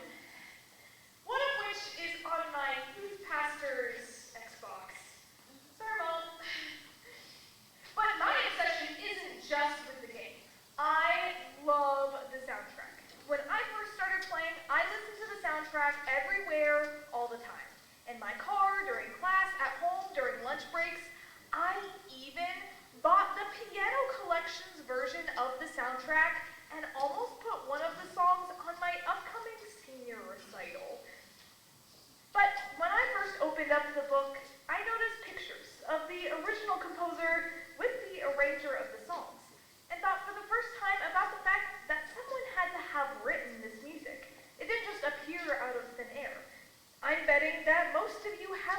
about the composers behind your favorite movies or video games, or what goes on behind the scenes when creating Walmart's radio. So let's investigate the music that we don't always understand or notice. As we first plant our potatoes, as we learn about the different kinds of background music. Next, we'll cast our fishing line as we learn about the choices the creators of this music make, before finally hitting save on our game as we learn about how to use this music to our own advantage. To start, let's get a dictionary definition. Merriam-Webster defines background music as the music to accompany the action or dialogue of a motion picture, radio, or television drama. Merriam-Webster is the best, isn't she? However, one thing I have to dispute with our good dictionary friend is that background music can be any music behind any action. Whether it's the aggressive jazz I listen to while writing this, or the smooth Nora Jones I listen to in the car. But we will be discussing some of what Merriam-Webster had to say. And we'll start with film. According to Catherine Kalanick, professor in film studies, music creates emotion, foreshadowing, setting, atmosphere, and highlights characters' thoughts and actions. In other words, movie music highlights what the creators want to be highlighted, without taking too much attention away from the scene itself. And this goes the same for video game music. It makes us notice what the creators want to be noticed, and creates a better sense of immersion. According to John Boyce, creator of a recently released video games music, music creates a better sense of narrative and immersion, and reinforces the feelings of the character that is being manipulated by the player. Now let's switch over to some music you may or may not notice depending on how much you like it. Retail and restaurants. According to LS Retail, movie music in stores can increase sales, define or redefine a brand, and attract a certain demographic. We all know those very famous jingles, such as "I'm Loving It" from McDonald's, or "Ba-da-da-da-da-da-da" from Old Spice. These are examples of recognizable music we associate with the brand, and can be in the form of these short jingles or in longer songs, like in those choreographed drug ads. Lowers your A1C, but may cause death. We all know what I'm talking about, right? Or maybe I watch a little too much Jeopardy? Music can also attract a certain demographic, such as playing Chaperone in American Eagle, or punk rock in A Hot Topic. But there's so much more to background music than we know, and even more that the creators of this music know that we don't. So, let's cast our fishing line and sit here and wait for the information to come to us.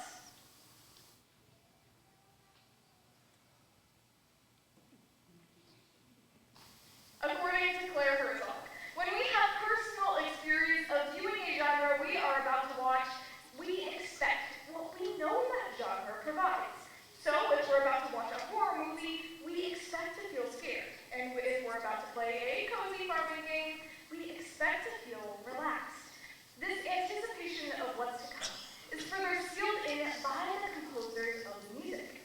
But directors can create misdirection with music, making you think everything is fine when the killer is right behind the door, or making you think there's something super scary going on in those bushes when it's really just a cute little bunny. Without this music, we wouldn't know to feel these things. Whoa. Okay. I mean, come on. When's the last time you looked at bushes and got super scared when there were creepy violins in the background? Now let's switch over to the retail side of things. According to a study conducted at the National Institute of Health, when we hear music of faster tempos, especially that we recognize, we tend to seek more variety. For businesses, this means that they will be able to attract a certain demographic, and that those people will seek something newer to the market or outside of their comfort zones. This not only achieves a buyer, but a loyal customer that knows that this store has what they like. In addition to this, music that is mainstream and popular in the media may become foreground music, leading to it being less useful for browsing in stores, but more useful for marketing. Now that we are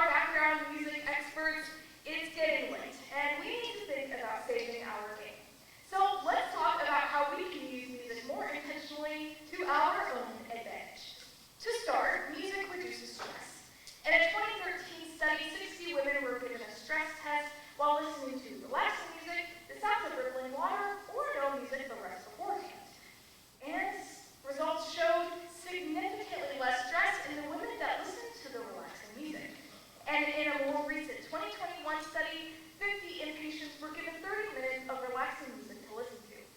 And vital signs showed significantly less stress, and patients reported feeling less stress and anxiety. In addition to this, music focuses and motivates. It motivates by engaging the reward center of our brain, making us think that we actually enjoy what we're doing. And in a study conducted with boys with attention deficit hyperactivity disorder, or ADHD, it was found that they focused significantly better with music playing in the background. And to top it all off, music aids our processing speeds and memory. In a 2014 study shown with older adults that showed that their processing speeds were significantly higher with background music. However, not all music is good background music, and in certain cases it can become a distraction. So here's some tips to find the best background music for you. To start, find a song that has lyrics that you don't understand or you do not recognize, as strong feelings associated with music can cause distractions. In the best case scenario, find a low volume, relaxing playlist. And avoid the classical music craze. While there are benefits shown to listening to classical music, it can become a distraction if you know the song or if it's experimental and has lots of random loud sections. I personally recommend a lo-fi playlist known for the easy and relaxing beat that is enjoyable to listen to, and the studies show benefits associated with it. While I was writing this portion of my speech, I was using an app on my computer called Light@.io, which has fun backgrounds that include background music and atmospheric sounds, all ad-free. It also has some color fun features like a to-do list, Pomodoro timer, and breathing exercises. Music is everywhere, and I love it. From the music I sing in Walmart to the How to Train Your Dragon theme, music is powerful, and we can all use it to our advantage. Today, we learned about the different kinds of background music, the choices the creators of this music make, and finally, how we can use music more intentionally to our own advantage. My obsession with cozy farming games isn't going anywhere, and neither is my obsession with the Stardew Valley soundtrack. That has some songs I could listen to all day long.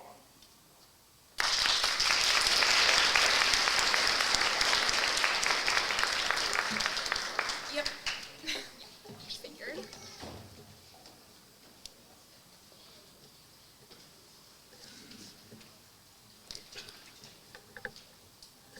After high school, Maddie plans to attend Tiffin University with a major in commercial music.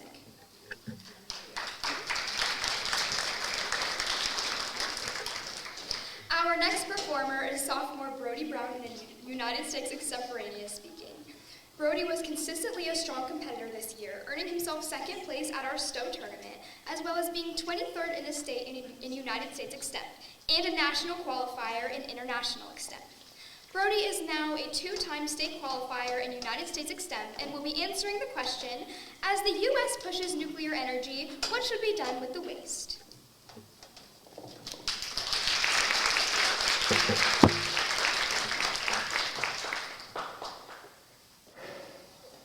Just the other day, I reached back into my family's refrigerator and made a staggering discovery.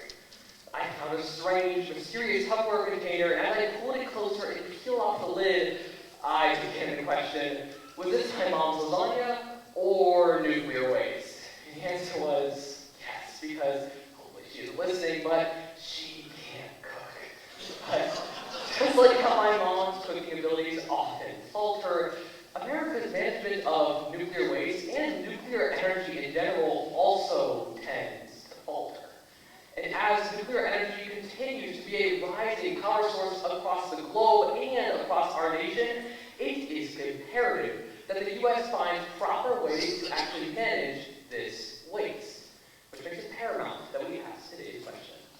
As the U.S. pushes nuclear energy, what should be done with the waste? And the answer is clear, that it should be processed and recycled, and we can see why through three key points of analysis. By first, analyzing how America currently deals with nuclear waste. By second, taking a deeper dive into its potential to have the plutonium and uranium contents recycled. By third and finally, taking one last look at the positive impacts we would see on both both our economy and our environment. And so now, as we reach into the refrigerator with a pinched nose, let's take a look at how America currently manages nuclear waste. An article shared to us by the CDC on January 13th of this year reported that each and every year America is producing 2,000 metric tons of nuclear waste. And so, considering that we're producing so much nuclear waste every single year, it's clear that we have to have proper ways to manage it. But unfortunately, we don't. As reported in an article shared by the Government Office of Accountability on July 10th of 2023, where they reported that every single year with nuclear power growing, America currently has a decommissioned nuclear power plant in Washington State, known as Hanford Site, which is currently containing over 58 million gallons of nuclear sludge in 117 aging and leak-prone concrete silos deep underground. And so, considering that our only plan for managing nuclear waste from our nuclear power plants is pumping it deep underground, it's clear we don't have a good plan. Because we are poisoning both our environment and our people by just putting it out there in nature. And so, as we take a crack at this Tupperware container and look at whatever's inside now, let's look at how the U.S. can take a crack at recycling uranium and plutonium contents within this nuclear waste. An article shared by the U.S.-based renowned think tank 538 on August 23rd of 2024 reported to us that every single time the U.S. reported to us that even after being ran through a nuclear reactor over 5 times, nuclear waste still contains over 96% of all its potential energy. The article continues, stating that the U.S. is one of the only nuclear nations that doesn't recycle its nuclear waste. And so, considering that other nations across the globe are actually recycling this nuclear waste, and it has so much potential energy left within it, it is a mature industry that we could easily get into. But the benefits from recycling nuclear waste are even further. In an article shared to us by the New York Times on January 1st of this year, wherein it was stated that for every gram of plutonium or 100 grams of uranium that is recycled from this spent fuel or nuclear waste, we're saving over 1 ton of oil, 2.5 tons of wood, and 1.5 tons of coal. We are simply getting so much energy back from recycling this waste that we are able to save on all these natural resources, being wood, oil, and coal, that we previously have already used up, which would allow them to be allocated in other areas of our economy and therefore be saved and more long-lasting. And so now that we are positively sure this is no longer lasagna, let's look at the positive impacts that America could see if we were to actually recycle nuclear waste within our economy and our environment.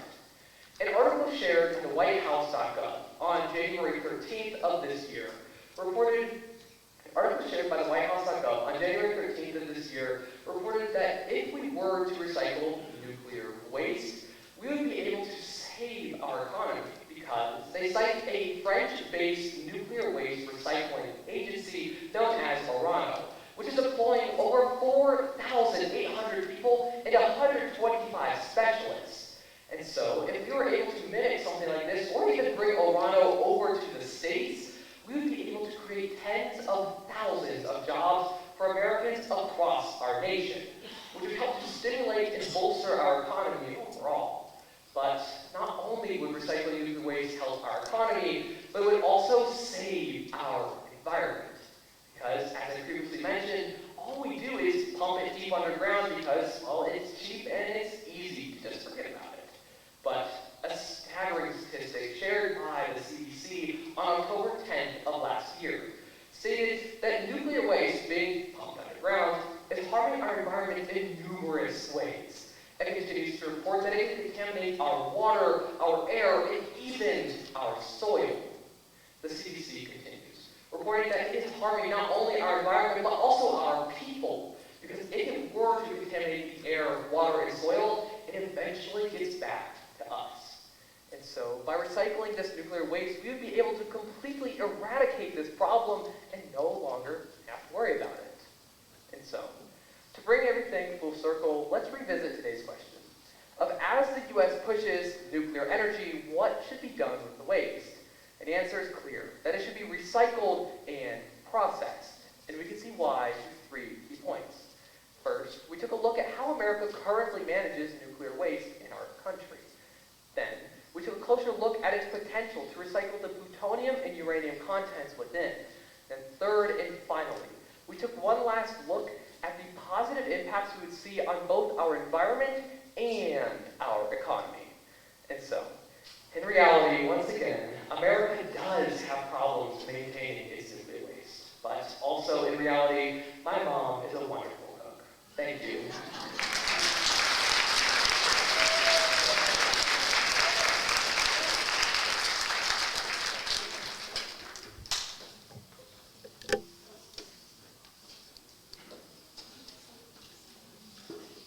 Next, we have a performance from the president herself, Milena Swope.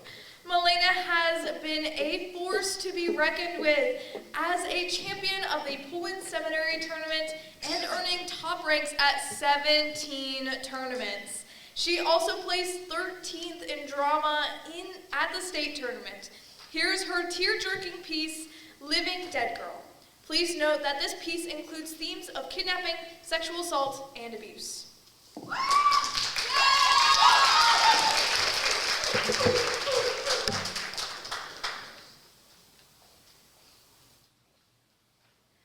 upon a time, there was a little girl. She had a mother and a father in her own room, and she wanted to work with dolphins.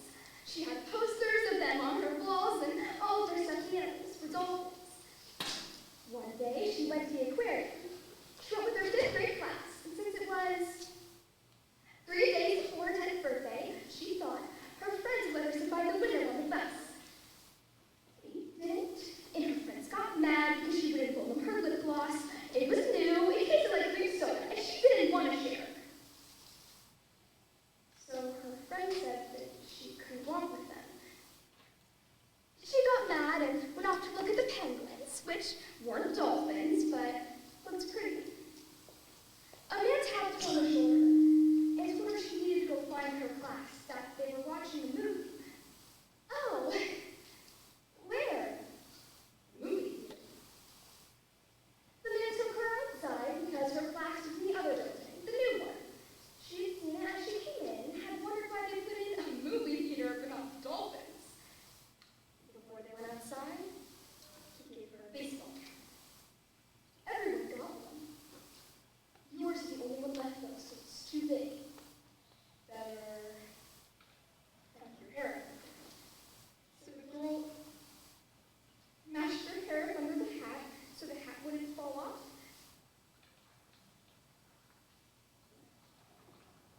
And went outside. That moment was when a little girl's world ended. Once upon a time, a little girl who lived at 623 Daisy Lane disappeared. "Who are you?" was the first thing Ray said to me after the aquarium. The first time I ever heard his real voice. "My name is Kyla Davis." He hit me when I answered. "Where do you live?" "I live at 623 Daisy Lane." I sniffed all the tears back up into my head. He hit me again. It hurt more the second time. He leaned over and pinched my jaw shut. Good girls are quiet and grown-ups talk. What kind of girl are you? You'll come home? I'll come home. And that's when I knew I never would. And Alice whispered. According to Child Find of America, in stereotypical kidnappings, 86% of the perpetrators are male. And according to New York's Children's Health, about 2/3 of stranger abductions involve female children. This is sadly the case for Kyla. Kidnapped at the age of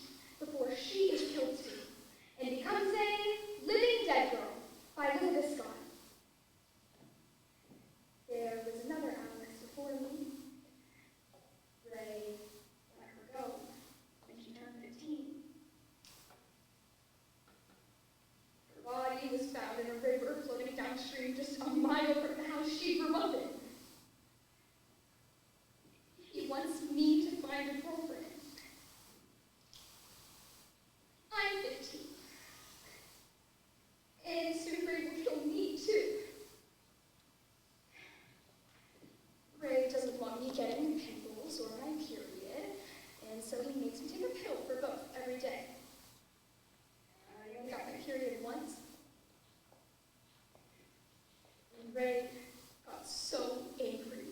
He took out a knife and made me sit on a chair in the corner of the living room. He tied me in a chair and left me there as the bleeding stopped. He wouldn't talk to me. He wouldn't look at me.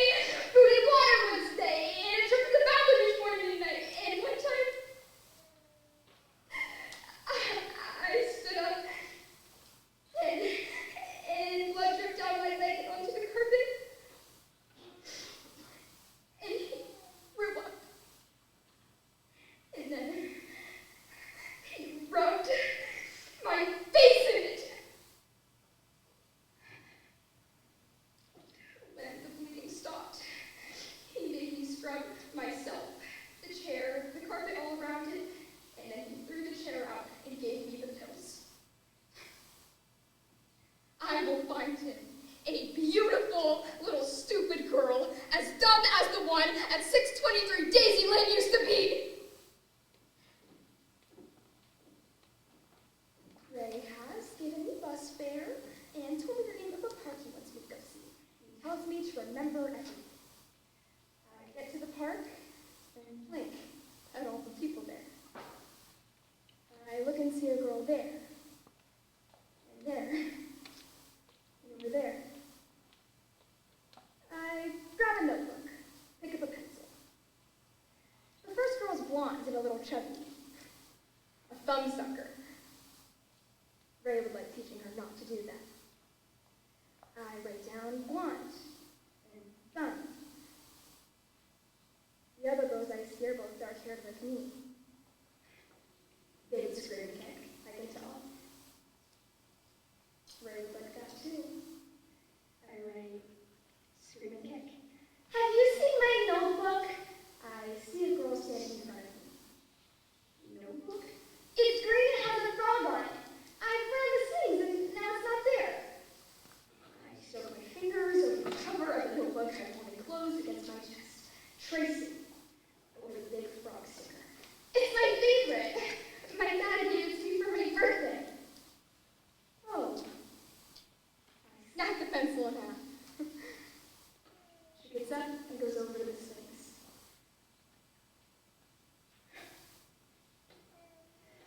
Anna. I have found Ray's new girl. I have found the new me. I think about her all the way home. How she will cry and scream and plead just like I did. It makes me smile. At home, Ray is tired and cranky and makes me step on the scale 3 times before I'm allowed dinner.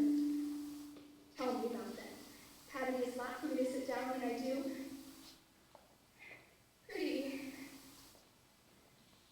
They were pretty. He bends over and pushes my hair off my forehead. Crooked bangs he trimmed me because Alice has bangs. I make up outfits. Pretty little dresses with sashes and tiny white socks folded into delicate shoes. That was how he dressed me for years. Until the dresses streamed open across my hips and chest, until my arms came out straight red from the binding sleeves. I want him to take her tomorrow. I want that little girl here now, where I am. I want her to be Ray's love, to bear it. I don't care if he takes everyone and everything, every child from every place. I just want him to leave me.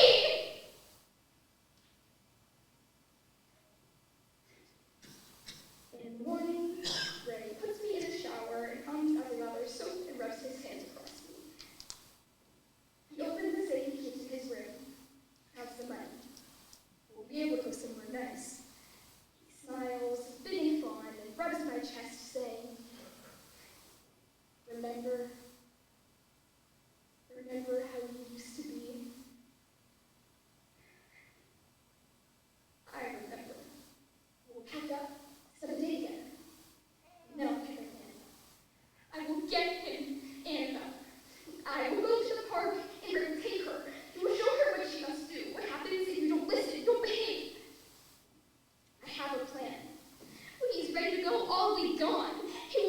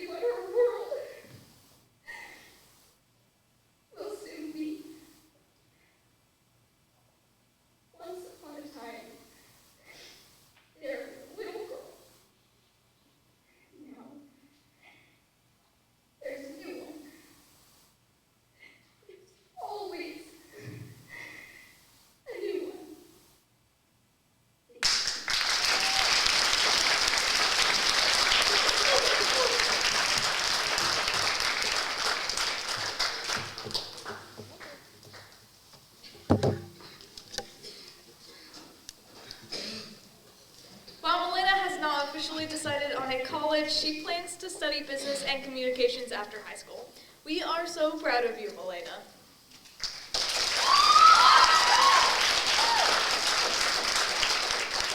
At this time, please hold up your questionnaires, those little blue sheets that you might have been filling out, and our students will come around and collect them and try and find our winner. Yeah. You all set? Yes. Okay. Here you go. Should I give it a second to put on? Because I know it's not. Or should I just go? Okay. As we do that, we welcome our final performer of the night, Senior Morgan Catlin. Morgan has been a booming competitor in both humorous and duo interpretation. In humor, Morgan earned top ranks and top placements at nearly every tournament this season, crowning herself the champion of our Stowe tournament and 5th place at our Eastern Ohio National qualifying tournament. Get ready to cry tears of laughter at her piece, Serial Mom. Please note that this piece contains adult language and comedic violence.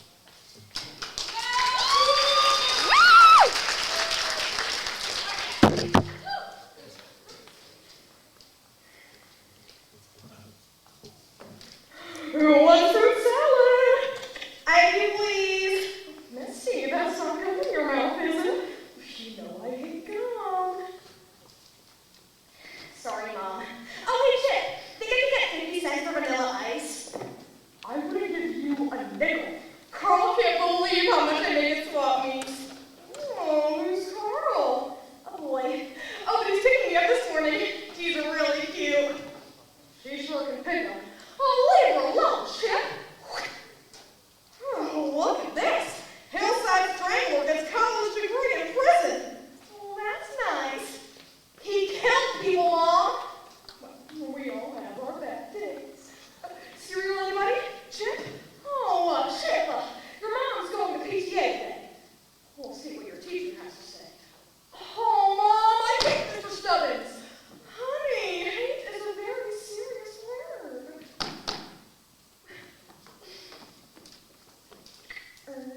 Miss something. I'm Detective Moore, and this is Detective Bradford. What's the trouble, officers? We're investigating obscene phone calls you mailed to certain Miss Hood. Diane Hinkle. Could you look at this? I should warn you, this note contains it. Language.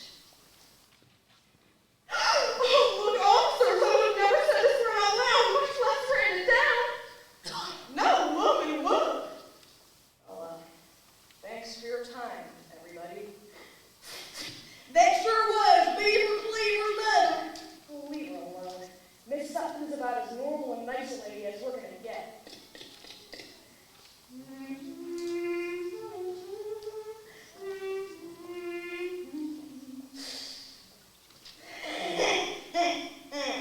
Hello? Is this the big weenie residence? And stop calling me! The police are tracing your call right this minute! Well, Daddy, how come they're not here then? Oh, damn you!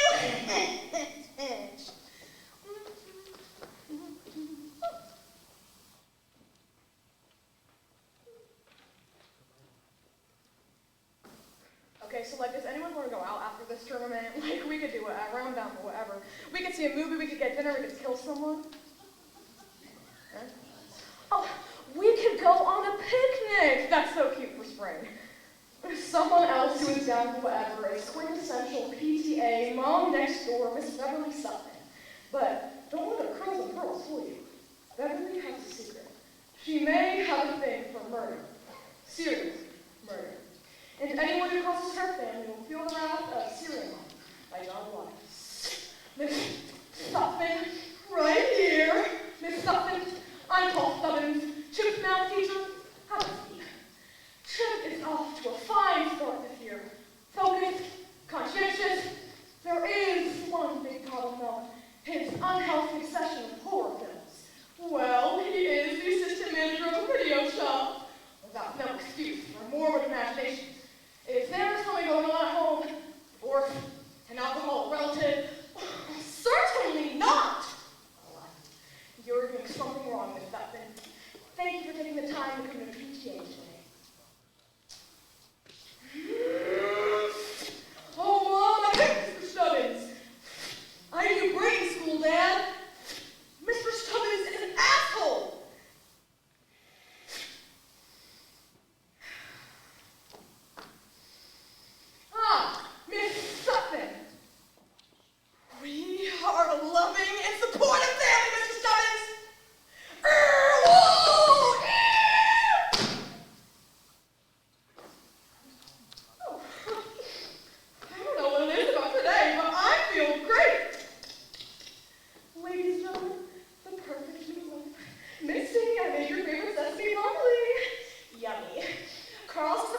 10 pounds will take you to the University of Maryland Fall Mixer. Carl's a jerk. Carl makes me happy, and that threatens his family, doesn't it? You're too hot to shit. Oh, shit! You know how much I hate the brown word. Beverly! Beverly! That's Rosemary. Beverly! Turn on the news! A teacher at your school has been murdered! Mr. Stubbins! Mr. Stubbins! That's my math teacher! Doo-doo-doo. Police claim the driver of the hit-and-run vehicle ran over the body in cold blood, then backed up over the body again and finished off the job. I can't believe Mr. Stubbins is dead! Mom, I'm stood up. I'll kill that bastard Carl. Honey, don't say things unless you mean them. It's the police. Hello, officers. Miss Sutton, I presume you heard of the death of Mr. Stubbins. What a mess! Did you happen to drive your car to the PTA meeting yesterday, Miss Sutton? Well, detective, surely you don't think Beverly was involved. I have somebody you could run over, Mother. Misty! Detectives, it's time for you to leave! Oh, look at this jacket. I hit. Misty, lighten up. It's not my fault Carl stood you up. Mom! Oh, Carl, please! For my little knick-knack shell. Rub one up, little lady.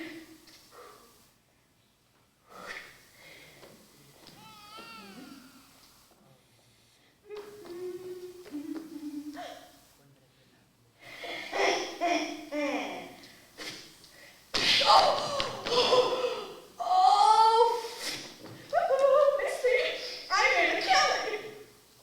Look at this jacket. Mom, it's Carl. He's dead. Oh, well, that's horrible, honey, but you got your wish. I didn't wish that. I didn't want him dead.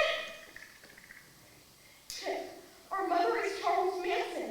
I'm not kidding. Carl stood me up this morning and then he was murdered at the flea market. Dr. Sutton, there's your take to the door for you. Dr. Sutton is your wife a big reader? Oh, well, burn books, mostly. Like these ones we found in garbage. Urge to Kill, Mass Murder in Houston. Oh, I'm sure those are my son's books. No, they're your wife's. She bought them out the Browse and Learn bookshop, along with a few other titles. Help Skelter, Pet Humans. This is ridiculous! Dr. Sutton, is your wife mental?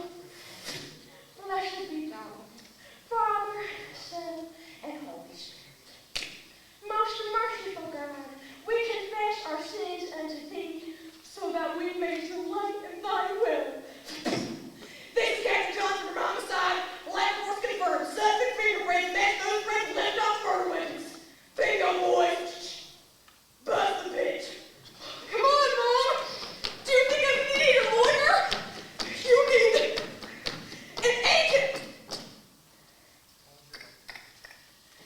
Quiet in the courtroom. Shh. Court is now in session. Oh, my. Hello, jury people. My name's Beverly Sutton. Oh, honey, you cannot wear white after Labor Day. Miss Sutton, I said quiet! You're being accused of mass murder. This is a courtroom, not a coffee flash. Your Honor, I have a motion. I would like to fire my attorney and defend myself. Okay. Jury, look at me. I'm a normal person just like you all are, but I've been framed by the police. And perjured against the very people I thought to be my friends. All that I ask is that you find me innocent of these terrible, terrible charges. Jury, have we come to a decision? We find the defendant not guilty of all charges. We did it. We set her free. I knew she was innocent from the beginning. Oh, how did you know we're white after Labor Day? What? No, that's not true anymore. Oh, yes, it is. Didn't your mother ever tell you? But fashion has changed. Oh. No, it hasn't.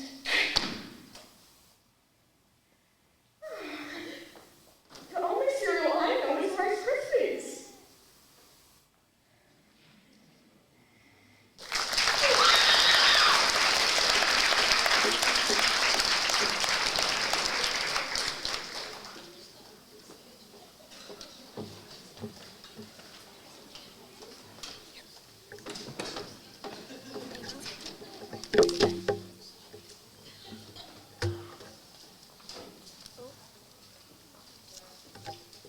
Just give me that.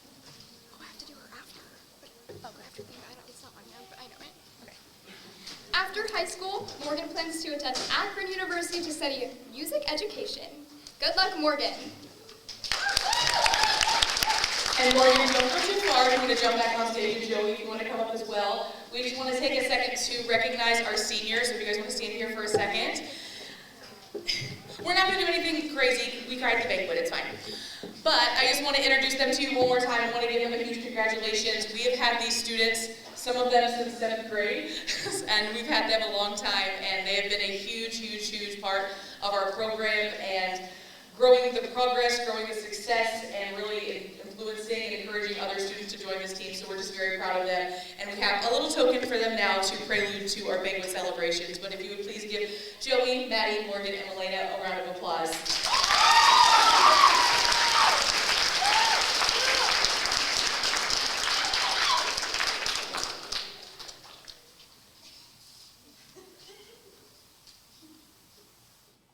We're going to get to some of our winners now.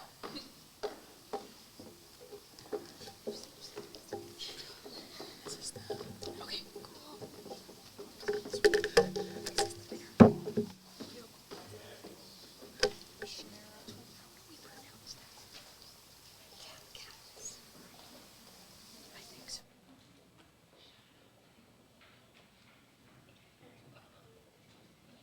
Now we have some raffles that we're announcing. It's time to find out who our 50-50 winner is, if we have that.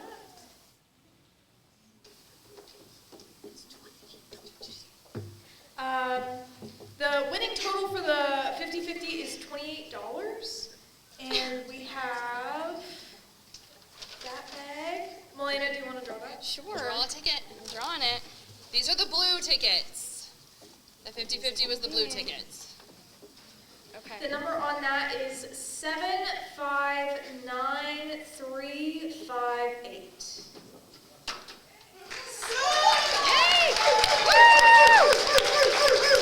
Please see Kayla in the back. Joey's coming around delivering them. Joey is going to be delivering them. Along with Molly and Morgan. And Molly and Morgan. We have so much help up here.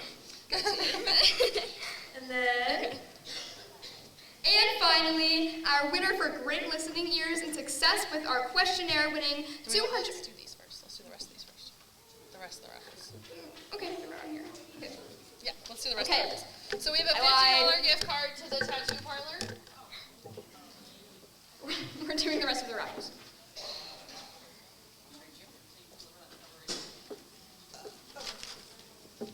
Draw a ticket. This is the tattoo parlor. This is the tattoo parlor. The white tickets. White tickets. 4965986. Who's getting a tattoo? Read the last 3 again. 4965986. Oh, we have one!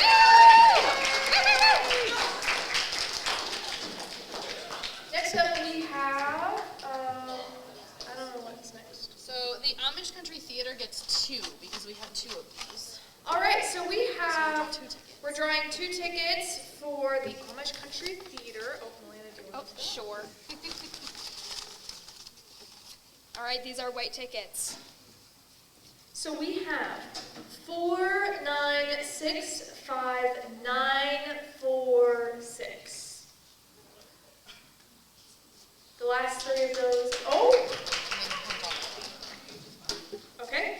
And then 4965841. 841. Perfect. Fantastic. All right. We'll have some people delivering those, and then next. They ran off with the bags with the tickets, so give me a second.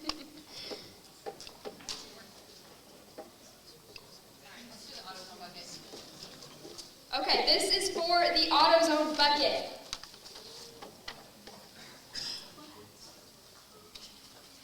$4965949.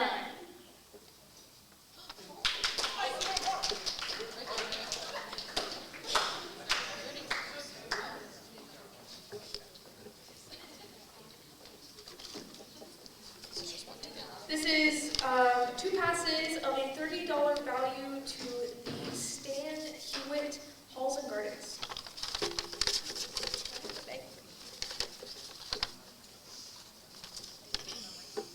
The number for that is 4965922.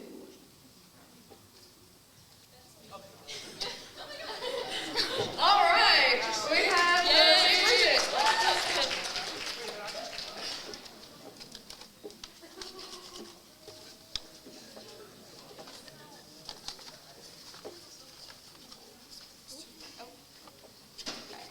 This is for the $25 Giant Eagle gift card. We have 4965945.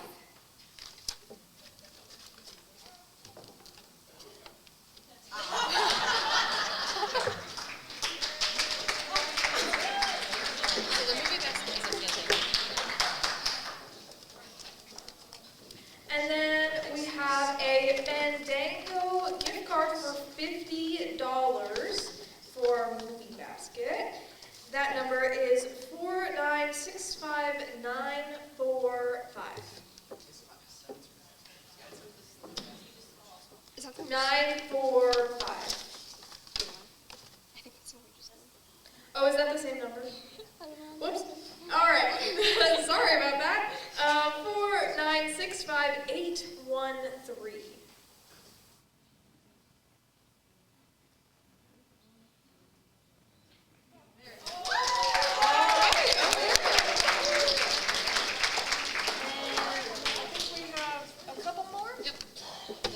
That's the last one, actually. This is the last one. All right. Okay, and this is for 4 tickets of $68 in value to the National Museum of the Great Lakes. This one is 4965951. It's Jake! Yay! He deserves it. After all these years dealing with us, he deserves that. We love you, Jake. Have fun at the museum. Okay. And finally, our winner for great listening ears and success with our questionnaire, winning $280 for a day of winter fun at Snow Trails is Calicifer Hale. Woo! Have fun skiing! Okay, thank you all so much for joining us at our state qualifier and senior showcase. It was truly fantastic having everyone to support our talented students. We hope you had a great time and look forward to seeing you at future events. Thank you again to our sponsors, our coaches, our judges, our parents, and everyone who helped make this possible for us. Have a great evening, and thank you. And that was the 2025 Speech and Debate Showcase. I hope you enjoyed everything tonight. It was a great time, and I know I enjoyed it myself. So thank you for joining us tonight. We had a great time, like I said, and we'll see you in a gymnasium or stadium near you. This is Rob Johnson with the Spotlight Media Network. Till next time, everybody, have a great night.